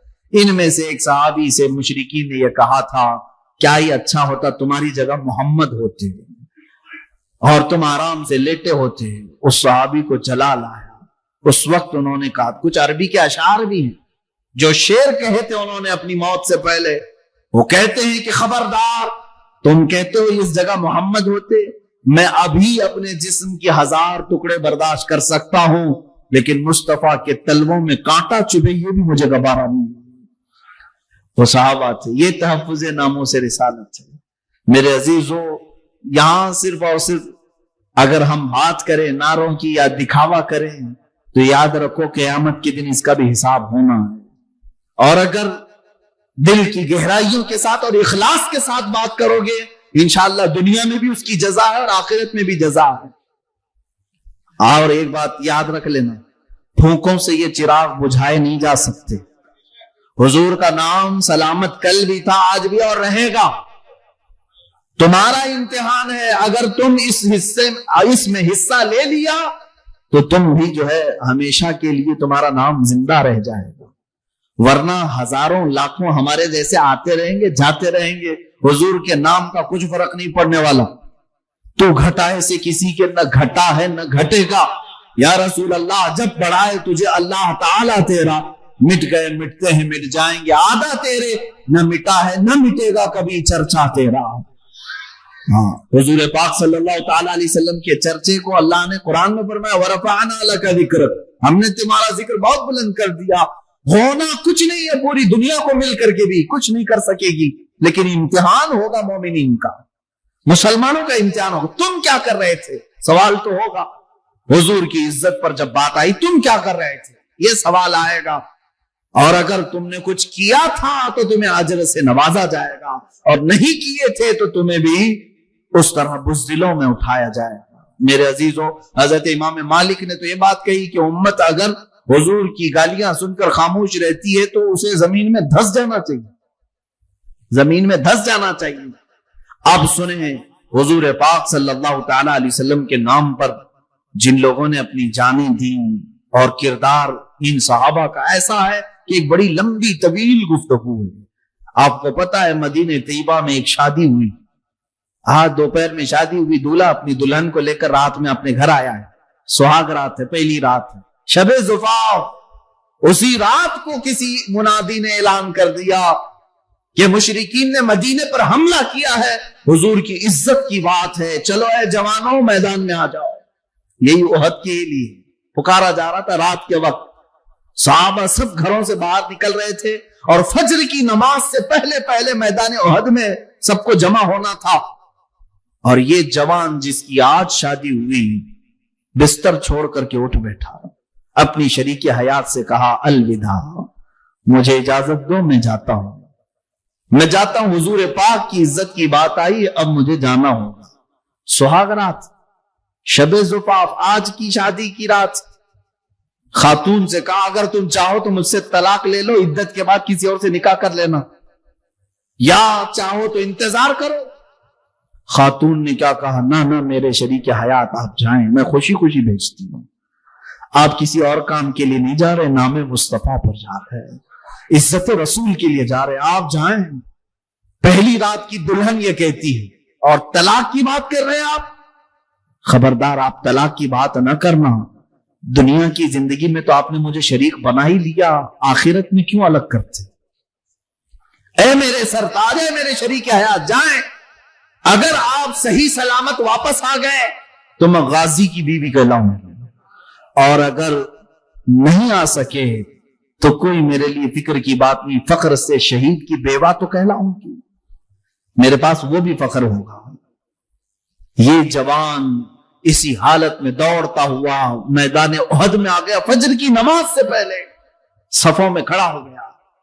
اور جب جنگ شروع ہوئی تو ایسی گھمسان کی جنگ تھی، دوپہر سے پہلے پہلے جو حالات وہاں پیدا ہوئے میدان میں، کئیوں کی شہادت ہوئی، اس میں اس جوان صحابی حضرت حنظلہ کی بھی شہادت ہو گئی، شہید ہو گئے۔ پہلی رات کا دولہا میدان میں شہید ہوا ہے۔ لیکن میرے عزیز و شام کے وقت جب لاشیں اٹھائی جا رہی تھی، صحابہ کہتے ہیں ہم نے حنظلہ کو شہید ہوتے ہوئے تو دیکھا، لیکن لاش نہیں مل رہی تھی، کہیں نہیں مل رہی تھی۔ حضور پاک سے شکایت کی کہ یا رسول اللہ صلی اللہ علیہ وسلم، حنظلہ کی لاش کہیں نظر نہیں آتی۔ حضور پاک نے آسمان کی طرف دیکھا اور پھر فرمایا جاؤ فلاں جگہ پر اس کی لاش ہے۔ صحابہ گئے، اٹھا کر کے لائے، دیکھا تو پوری لاش بالکل غسل دی ہوئی ہے، پانی ٹپک رہا ہے چہرے سے اور بالوں سے۔ میدان احد میں کون پانی لایا اور کون غسل دیا؟ حضور پاک کے پاس وہ لاش جب لائی گئی، جوان دولہے کی لاش، حضور پاک سے صحابہ نے پوچھا آقا اس کو نہلایا کس نے؟ میرے آقا نے فرمایا اس کو تھوڑی دیر کے لیے اللہ کے فرشتے لے گئے تھے، جنت کے پانی سے میرے حنظلہ کو انہوں نے غسل دیا۔ اب سوال یہ ہوتا ہے کہ شریعت کا مسئلہ ہے کہ جو شہید ہے اس کو غسل نہیں دیا جاتا، جس حالت میں وہ شہید ہوا اسی حالت میں اسے دفن کیا جاتا ہے، انہی کپڑوں میں۔ یہ شہید کا اعزاز ہے، ہم اور آپ، اللہ تبارک و تعالی شہادت عطا فرمائے۔ شہید کا یہ اعزاز ہے کہ وہ جن کپڑوں میں، اوروں کے لیے وہ حکم ہے کہ دنیا کے کپڑے چھوڑ دو، اللہ کے پاس آنا ہے تو کفن پہن کے آؤ، لیکن شہید کے لیے یہ ہے اعزاز کہ جو کپڑے تو پہنا ہے اسی میں اللہ کے پاس آ، اور غسل بھی نہیں۔ تو صحابہ نے پوچھا کہ غسل جب شہید کو نہیں دیا جاتا، اس کو کیسے غسل دیا گیا؟ حضور نے فرمایا جاؤ اس کی بیوی سے معلوم کرو، یہ اس کی موت کا غسل نہیں، حنظلہ جب اپنی بیوی سے ہمکنار ہوا تو اس پر غسل واجب تھا، جنابت کا۔ اپنی بیوی کے ساتھ رات گزارا تھا، لیکن حنظلہ نے یہ سوچا نہانے میں دیر نہ ہو جائے اور میں حضور سے پیچھے نہ ہو جاؤں، اسی لیے اسی حالت میں یہ دوڑتا ہوا چلا آیا اور میدان میں شریک ہو گیا، صرف اس بنیاد پر کہ نہانے میں لیٹ نہ ہو جائے اور حضور سے پیچھے نہ ہو جاؤں۔ اور اس حالت میں یہ آیا اور شہید بھی ہو گیا۔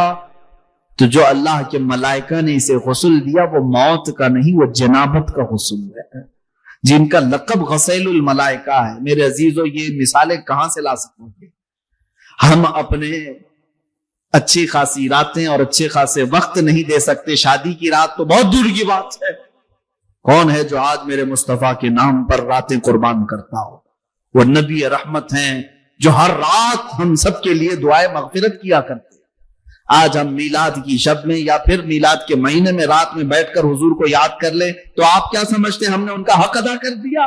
قسم خدا کی، حضور پاک کی آنکھوں سے نکلے ہوئے ایک آنسو کے قطرے کا بھی حق نہیں ادا ہو سکے گا، لیکن پھر بھی لوگ یہ آئیں کائیں کرتے رہتے۔ ہمارے پاس ٹائم نہیں ہے مولانا، وقت نہیں ہے، جو کچھ کرنا ہے وہ ہمیں دکان میں کرنا پڑتا ہے، جاب میں کرنا پڑتا ہے، تمہیں پتا نہیں جو کچھ تم کھا رہے ہو سب رسول کا صدقہ کھا رہے ہو۔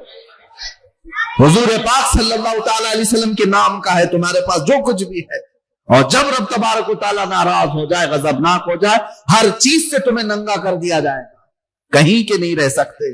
حضور کے نام کا کھاتے ہیں، حضور کے نام کا پیتے ہیں، حضور کے نام کا پہنتے ہیں، اور پھر حضور کی بات آئے تو ہم کہتے ہیں ٹائم نہیں ہے، اپنے پاس وقت نہیں ہے۔ بدلو اپنی زندگی کو۔ صحابہ اکرام رضوان اللہ تعالی علیہم اجمعین کے جو کردار ہے، اللہ ان میں سے ایک جھلک بلکہ ایک قطرہ بھی ہمیں عطا فرمائے، ہماری زندگی کی معراج ہو جائے۔ وہ صحابہ کو دیکھیں، ایک ظالم حضور پاک صلی اللہ تعالی علیہ وسلم کے چہرے پر لوہے کی ٹوپی جو جنگوں میں پہنی جاتی تھی وہ آپ کے چہرے پر مار دیا، اور جیسے ہی وہ آئی حضور پاک کے رخسار مبارک سے لوہے کی جو کڑیاں تھیں وہ اندر گھس گئیں، اور جس کی وجہ سے حضور کے 2 دانت مبارک شہید ہوئے۔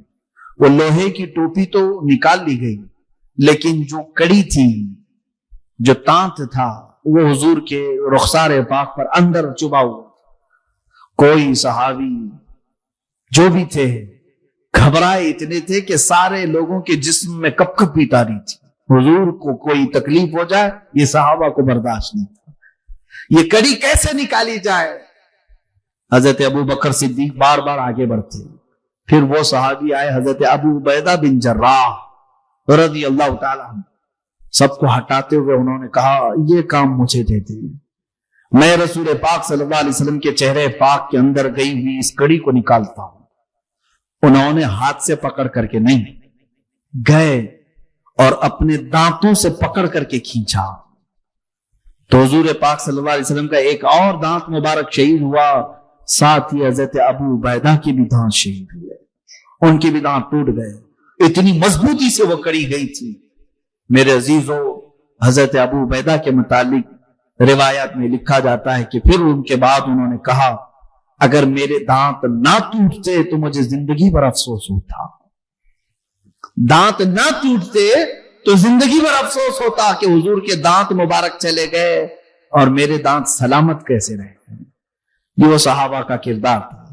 جب مشرکین مکہ نے حضور کا سوشل بائیکاٹ کیا تھا، 3 سال تک حضور سے سارا انہوں نے بائیکاٹ کر رکھا تھا، پورے خاندان سے ان سے لین دین، خرید و فروخت، سلام کلام، ساری چیزیں بند کر رکھی تھی، اور 3 سال ایسے گزرے میرے آقا صلی اللہ علیہ وسلم کے شعب ابی طالب میں کہ جس وقت ان کے ہاں کھانے کی کمی ایسی تھی کہ پتے کھائے گئے اور چمڑے کو پانی میں ابال کر کے کھائے مکہ میں، اور حضرت سعد رضی اللہ تعالیٰ عنہ مدینے میں رہنے والے صحابی حضور پر وہ پہلے ہی اسلام لا چکے تھے۔ جب ان کو یہ خبر ہوئی نا کہ مکہ والوں نے حضور کا سوشل بائیکاٹ کر رکھا ہے، حضرت سعد مدینے میں بیٹھ کر کے چمڑے پکاتے تھے اور کھاتے تھے، اور یہ کہتے یہ کیسے گوارا ہوگا کہ میرے آقا صلی اللہ علیہ وسلم پر فاقہ چل رہا ہو اور میں گھر میں گرم گرم روٹیاں توڑ رہا ہوں۔ وہ صحابہ تھے، سب کچھ انہوں نے فدا کیا، اور پھر اخیر میں کیا کہا جانتے ہیں؟ جان دی ہوئی اسی کی تھی، حق تو یہ ہے کہ حق ادا نہ ہوا، حضرت ابو قتادہ کے بارے میں کہتے کہتے رک گیا تھا. حضور پر جب تیر برسائے جا رہے تھے تو یہ ڈھال بن کر کھڑے تھے. ان کے جسم پر وہ ڈھال بننے کی وجہ سے کتنے تیر آئے معلوم؟ 80 تیر لگے تھے. لیکن وہ ہٹنے کو تیار نہیں تھے. حضور پاک کے سامنے سے ہٹنے کو تیار نہیں تھے کہ کوئی تیر حضور کی طرف نہ آ جائے. جسم پر 80 تیر گئے. یہاں تک کہ ایک تیر آیا حضرت ابو قتادہ کی سیدھے آنکھ میں چلا گیا اور ان کی آنکھ کا ڈھیلا باہر آ گیا. آنکھ کی پتلی باہر آ گئی, لٹک گئی. اس کے باوجود بھی صحابہ کہنے لگے اب یہ موقع ہمیں دے دو. حضرت ابو قتادہ کہتے نہیں, جسم پورا ختم ہو جائے تب تک میں یہاں سے نہیں ہٹوں گا. تحفظ ناموس رسالت کسی عام مسئلے کو کہتے ہیں, کسی ایسی ہلکی چیز کو کہتے ہیں. صحابہ سے سیکھو, سب کچھ نچھاور کیا. حضور پاک صلی اللہ علیہ وسلم نے خود ان کو بلایا حضرت ابو قتادہ کو کہ ہٹ جاؤ, اور حضور نے اپنے ہاتھ مبارک سے ان کی آنکھ کو اندر کیا اور اپنا لعاب پاک لگایا. آنکھ صحیح ہو گئی, آنکھ صحیح ہو گئی. اسی لیے تو وہ صحابہ سب کچھ نچھاور کرتے تھے. کون دیتا ہے دینے کو منہ چاہیے, دینے والا ہے سچا ہمارا نبی. اور ان کا عقیدہ یہی تھا جو اس عقیدے کو لے کر کے بریلی کے تاجدار نے یہ لکھا تھا, شافی و نافی ہو تم, وافی و کافی ہو تم, درد کو کر دو دوا, تم پہ کروڑوں درود. عزیزان گرامی وقار, صحابہ اکرام رضوان اللہ تعالی علیہ مجمعین کی قربانیاں بیان کروں رات نہ کافی ہے. تحفظ ناموں سے رسالت پر ان کی قربانیاں بے شمار ہیں. اللہ جب قرآن میں ان کے متعلق یہ فرماتا ہے رضی اللہ عنہم, اللہ ان سب سے راضی ہوا. اللہ ان سب سے راضی ہوا کس بات پر؟ کہ یہ نبی کے لیے ہر چیز قربان کرتے ہیں, ہر چیز. حضور پاک صلی اللہ تعالی علیہ وسلم کی کسی ایک چیز کو بھی یہ ہلکے میں نہیں لیتے. اس خالد بن ولید کو سنتے ہیں آپ, جنہوں نے اپنی زندگی میں 125 جنگیں لڑی. کتنی؟ 125 جنگیں لڑی ہیں. جنگ کی بات کر رہا ہوں, کوئی جنگ مہینے چلی ہے, کوئی 15 دن 20 دن. جنگ کی حالت میں پوری زندگی گزر گئی. اچھا, ان کی خصوصیت تو دیکھیں, 125 جنگوں میں ایک جنگ میں بھی شکست نہیں ہوئی. اسی لیے تو میرے آقا نے ان کو سیف اللہ کہا تھا, یہ اللہ کی تلوار ہے. اور حضرت خالد بن ولید کہتے ہیں میرے پورے جسم پر ایک بالشت بھی جگہ باقی نہیں جہاں تیر یا نیزہ نہ لگاؤں. ایک بالشت جگہ بھی باقی نہیں, ہر جگہ لگا, لیکن شہادت نہیں ہوئی. کسی جنگ میں آپ کو کوئی شہید نہیں کر سکا. وہ طبعی موت ان کا انتقال ہوا اپنے بستر پر, حضرت خالد بن ولید. اس کی وجہ مفسرین یہ بتاتے ہیں اگر کوئی ان کو میدان جنگ میں مار دیتا, شہید کرتا, تو پھر دنیا یہ کہتی کہ اللہ کی تلوار ٹوٹ گئی. سیف اللہ ہے نا اللہ کی تلوار. ان کے بارے میں بات کر رہا ہوں جس نے 125 جنگیں لڑی. وہ کیسا بطل جلیل اور بہادر عظیم, اور دشمنوں کے ناکوں تلے چنے چبوا دے, بہت مشہور جرنیل. ایک جنگ میں حالت ایسی آ گئی کہ کفار سر پہ سوار تھے, کسی نے تلوار ماری تو آپ کا امامہ کھل کر نیچے گر گیا, امامہ گر گیا. اور ادھر خالد بن ولید کے سر پر ایک کافر کھڑا ہے تلوار لے کر, اور جنگ کے جوہر جاننے والا تو مقابلہ کرتا, کپڑے چھوڑ دیتا. ارے میاں, کبھی ہاتھ کٹ رہا ہے, کبھی جبہ پھٹ رہا ہے, یہ تھوڑی نہ دیکھا جاتا ہے جنگ کے میدان. خالد بن ولید نے مشرکین کو اٹھائے ہوئے تلواروں کی طرف نہیں دیکھا, وہ امامہ اٹھانے کے لیے بھاگے, دوڑے اور جا کر کے اٹھایا. ارے یہاں اس وقت تک تو گردن پہ تلواریں چل جاتی, ٹکڑے کر دیتے, کئی لوگ سوار تھے سر پر. پھر بھی آپ وہ امامہ اٹھانے کے لیے گئے, اٹھا کر کے لے آئے, اور جس کے ہاتھ میں تلوار تھی وہ رک گیا اور کہا خالد بن ولید ہے تو, میں نے تیرے بہادری کے بڑے قصے سنے, لیکن آج ایسا کام تجھ کو کرتے ہوئے دیکھا جو ایک عام سپاہی بھی نہیں کرتا. ارے سر سے اگر ٹوپی یا امامہ گرا تو سامنے دشمن بھی تو کھڑا تھا. خالد بن ولید نے جواب کیا دیا, اے ظالموں, تمہیں پتہ نہیں یہ عام ٹوپی نہیں ہے, یہ عام امامہ نہیں ہے. اس امامے میں نے اپنے رسول پاک کے 3 موئے مبارک رکھے ہیں. میرا یقین یہ ہے کہ جس جنگ میں بھی فتح ہوتی ہے وہ خالد بن ولید کی وجہ سے نہیں, رسول اللہ کے موئے مبارک کی وجہ سے. اور میں اپنی ساری چیزیں برداشت کر سکتا ہوں، لیکن رسول پاک کا منہ مبارک زمین پہ آئے یہ مجھے گوارا نہیں، میں اٹھانے کے لیے اپنی جان دے سکتا ہوں۔ 3 منہ مبارک اٹھانے کے لیے دشمنوں کے سامنے گردن دینے والا اللہ نے اسی کو سیف اللہ بنایا ہے۔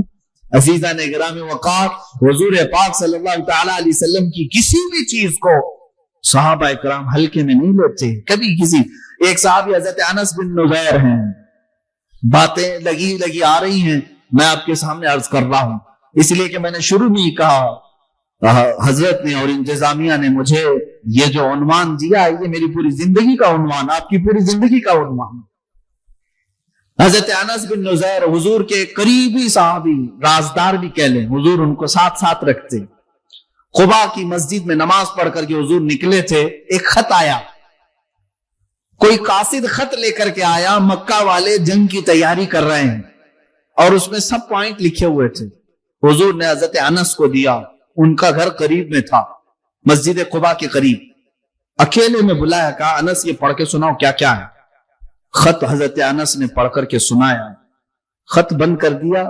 حضور نے فرمایا یہ راز ہے تیرے اور میرے بیچ میں، کسی کو خبر نہیں ہونی چاہیے، تیرے اور میرے بیچ میں یہ راز ہے۔ حضرت انس، اب دیکھو راز رسول کی حفاظت، اللہ اکبر، وہ صحابہ کا ہی کردار تھا۔ انہوں نے کہا یا رسول اللہ بس یہاں پر مہر بند ہو گئی۔ حضور صلی اللہ تعالی علیہ وسلم نکلے گھر کے باہر، انس بن نذیر کی بیوی گھر کے اندر تھی، آئی، پوچھا کیا خط آیا ہے مکہ سے؟ کہا تجھے کیسے خبر؟ کہا بتاؤ تو صحیح کیا پیغام ہے؟ حضرت انس نے کہا کچھ بھی نہیں ہے، خبردار اس سلسلے میں بات مت کرنا، اس سلسلے میں مجھ سے گفتگو بھی مت کرنا، اپنی بیوی کو کہہ رہے ہیں۔ بیوی نے کہا انس جو مضمون تم نے رسول اللہ کو سنایا میں نے پورا سن لیا، میں نے پورا سن لیا۔ حضرت انس اب اتنے جلال میں آئے کہ سیدھے اپنی بیوی کی گردن پکڑ لی، کہا اب تیرا فیصلہ میں رسول پاک کے پاس کروں، کیونکہ میں یہ نہیں چاہتا کہ میں رسول اللہ کے راز کی افشا کرنے والے یا حفاظت نہ کرنے والوں میں اٹھایا جاؤں، اس سے پہلے اگر میرے مصطفیٰ نے فرمایا تو تیری گردن دبا دوں گا۔ اپنی بہت چہیتی بیوی، قریبی بیوی تھی، گردن پکڑ کر کے ہی باہر لے کر آئے۔ حضور ابھی قریب میں تھے، رسول پاک صلی اللہ علیہ وسلم کی بارگاہ میں آئے، کہا یا رسول اللہ مجھ غریب کو معاف کر دیں، جو خط آپ نے راز فرمایا تھا وہ میری بیوی نے دیوار پیچھے سے سن لیا۔ رسول پاک صلی اللہ علیہ وسلم نے ایک نظر اس کی طرف دیکھی، حضرت انس اس کی گردن چھوڑنے کو تیار نہیں، کسی حالت میں گردن چھوڑنے کو تیار نہیں۔ بیوی ہو تو ہو لیکن میرے نزدیک رسول اللہ کی کا راز اہم ہے۔ حضور پاک صلی اللہ علیہ وسلم نے فرمایا اس خاتون کو دیکھ کر کے، کہا کہ انس اس کی گردن چھوڑ دو، جس طرح تم میرے صحابی ہو وہ بھی میری صحابیہ ہے۔ حضرت انس بن نذیر کو جب حضور نے فرمایا تب آپ نے گردن چھوڑ دی۔ میرے عزیزو وہ عام عورت نہیں تھی، وہ بھی رسول اللہ کی عزت پر اپنی پوری زندگی نچھاور کرنے والی وہ صحابیہ تھی کہ جانتے ہیں اپنے عزیز از جان شوہر حضرت انس کو انہوں نے ہی امامہ پہنا کر ساری چیزیں پہنا کر کے جنگ میں بھیجا، اور حضرت انس جب شہید ہوئے تو یہ خاتون ہی وہ ہیں جو حضور کی وہ رازدار کہ جب میدان احد میں حضرت انس کو ڈھونڈا گیا کہیں نہیں ملے، کیونکہ ان کے ساتھ کافروں نے مسلح کر دیا تھا۔ مسلح کا مطلب ان کے چہرے کو پھوڑ دیا تھا، ان کے جسم کو پتھروں سے پھوڑ کر کے مسل دیا تھا، پہچان کے لیے کوئی چیز باقی نہیں تھی۔ یہاں تک کہ ان کی خاتون اور ان کی بہن آئی، حضرت انس کی صرف انگلی دیکھ کر کے پہچانا، ایک انگلی باقی تھی، انگلی کے پور دیکھ کر کے کہا کہ یہ میرے سرتاج، یہ میرے شوہر نامدار، اور ان کی بہن نے کہا یہ میرا بھائی ہے۔ اس بات پر حضرت انس کو پہچانا گیا۔ میرے عزیزو اب مجھے بتاؤ جن کے چہرے پھوڑ دیے گئے، جن کے جسموں کو تار تار کر دیا گیا، پھر بھی وہ کیا کہتے تھے؟ ایک اور صحابی کی بات عرض کروں، حضرت سعد ابن ربی رضی اللہ تعالیٰ عنہ، حضور ان سے بھی بڑی محبت کرتے۔ میدان جنگ میں شام کا وقت، حضور نے پوچھا صحابہ سے دیکھو سعد کہاں ہیں، زندہ ہیں یا انتقال کر گئے؟ صحابہ ڈھونڈتے ڈھونڈتے ہوئے آئے, ساتھ ساتھ پکارا, ان کی ہلکی ہلکی آوازیں آ رہی تھی. جس طرف آواز آئی صحابہ آئے تو دیکھا ان کے جسم پر 12 نیزے لگے ہوئے تھے, پیٹ پھٹ گیا تھا, آنتیں باہر آئی تھی, لیکن روح ابھی باقی تھی, زبان ابھی چل رہی تھی. صحابہ آئے, کہا سعد رسول اللہ نے بھیجا. وہ وہیں پر کہنے لگے, اے میرے دوستو, اللہ کے نبی کو میرا سلام کہہ دو, میں حضور تک پہنچ نہیں پاؤں گا, چل کر آ نہیں سکتا, زخم ہے, نیزے ایسے چبھے ہوئے ہیں کہ نکالنے والا بھی کوئی نہیں, پیٹ پھٹا ہوا ہے. لیکن جانتے ہو جو جملہ انہوں نے کہا, سعد ابن ربی, تحفظ ناموس رسالت کا سب سے بڑا جملہ یہ سعد ابن ربی نے کہا ہے, میں اپنی جانب سے کہتا ہوں. وہ کہتے ہیں, آنے والوں جاؤ رسول اللہ کی بارگاہ میں کہنا سعد کو معاف کر دیں یا رسول اللہ, سعد کو معاف کر دیں یا رسول اللہ, آپ کی حفاظت کا حق ادا نہیں کر سکا. اے مسلمانوں بتاؤ, ہم گرم بستروں پر سو کر کے, گرم روٹیاں کھا کر کے, پھر بھی کہتے ہیں ہم محبت رسول ہیں, عشق کی رسالت ہے ہمارے پاس. جن کے پیٹ پھٹ گئے, نیزے ان کے اوپر چبھے ہوئے, تب بھی وہ کہتے ہیں کہ ہم حق ادا نہیں کر سکے, حق ادا نہیں کر سکتے. اور اس کے بعد جو دوسرا جملہ انہوں نے کہا تھا, کہا اپنے دوستوں سے, صحابہ سے جو ان کی خیریت پوچھنے آئے تھے, واپس جاؤ گے مدینے تو ہماری قوم سے یہ کہہ دینا سعد کا پیغام کہ اے لوگوں, اگر تمہاری جوانی باقی رہی اور تمہاری زندگی میں اگر کوئی رسول پاک تک ہاتھ بھی بڑھا دیا تو حضرت سعد کہتے ہیں کہ خبردار, قیامت کے دن پھر اس کا کوئی عذر قبول نہیں کیا جائے گا, کوئی عذر تمہارا قبول نہیں کیا جائے گا.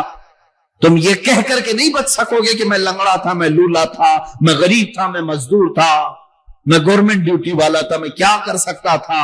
حضرت سعد نے کہا تمہارا کوئی عذر قبول نہیں ہوگا اگر تمہارے جیتے جی رسول پاک کی عزت تک کوئی پہنچ گیا. اسی لیے میرے عزیزوں, ہم بار بار آپ سے یہ جو باتیں کرتے ہیں وہ صرف اسی لیے کہ جگہ جگہ کے تھک چکے ہیں تمہیں یہ ہنگامے. مسافروں, روش کارواں بدل ڈالو, اب چلنے کا طریقہ بدل ڈالو. آپ نے بہت سارے نیتاؤں کے پیچھے جے وجے کرتے ہوئے زندگیاں بتا دی, اور یہ کہاں لے جا کر کے ڈالتے ہیں پتہ ہی نہیں رہتا. 5 سال میں ایک مرتبہ برساتی مینڈکوں کی طرح باہر آئے اور تمہاری خواہشات اور جذبات کے ساتھ کھیلا اور چلے گئے, غائب ہو گئے. ان سے کبھی آپ نے سوال کیا کہ ہم آپ کو منصبوں تک پہنچاتے ہیں, عہدوں تک پہنچاتے ہیں, اے لیڈروں ہماری کھانے پینے, راشن, گھر, کپڑے لتے کی بات مت کرو, کم سے کم جس عہدے پر تمہیں اللہ نے بٹھایا وہاں جا کر میرے مصطفیٰ کی عزت کی تو بات کرو. کوئی کہنے والا تک نہیں ہے. یہ آج حالات ہمارے ایسے ہیں. اسی لیے مجھے وہ بات یاد آتی ہے جو سید میاں مارہ ربی رحمت اللہ تعالیٰ علیہ, حضور سید العلماء نے کہا تھا, مسلمانوں جاگ جاؤ, کسی کی جے وجے کیوں پکارے, کیا غرض ہم کو, ہمیں کافی ہے سید اپنا نعرہ یا رسول اللہ. اور اگر آج تمہارے دکھ درد اور تمہارے بے کسی کا کوئی سہارا بن سکتا ہے تو صرف اور صرف رسول اللہ کی ذات ہے, میرے آقا صلی اللہ تعالی علیہ وسلم کی ذات ہے. وہی تمہاری قسم پرسی کے وقت پہنچ سکتے ہیں, وہی تمہارے دلوں کے درماندہ ہیں.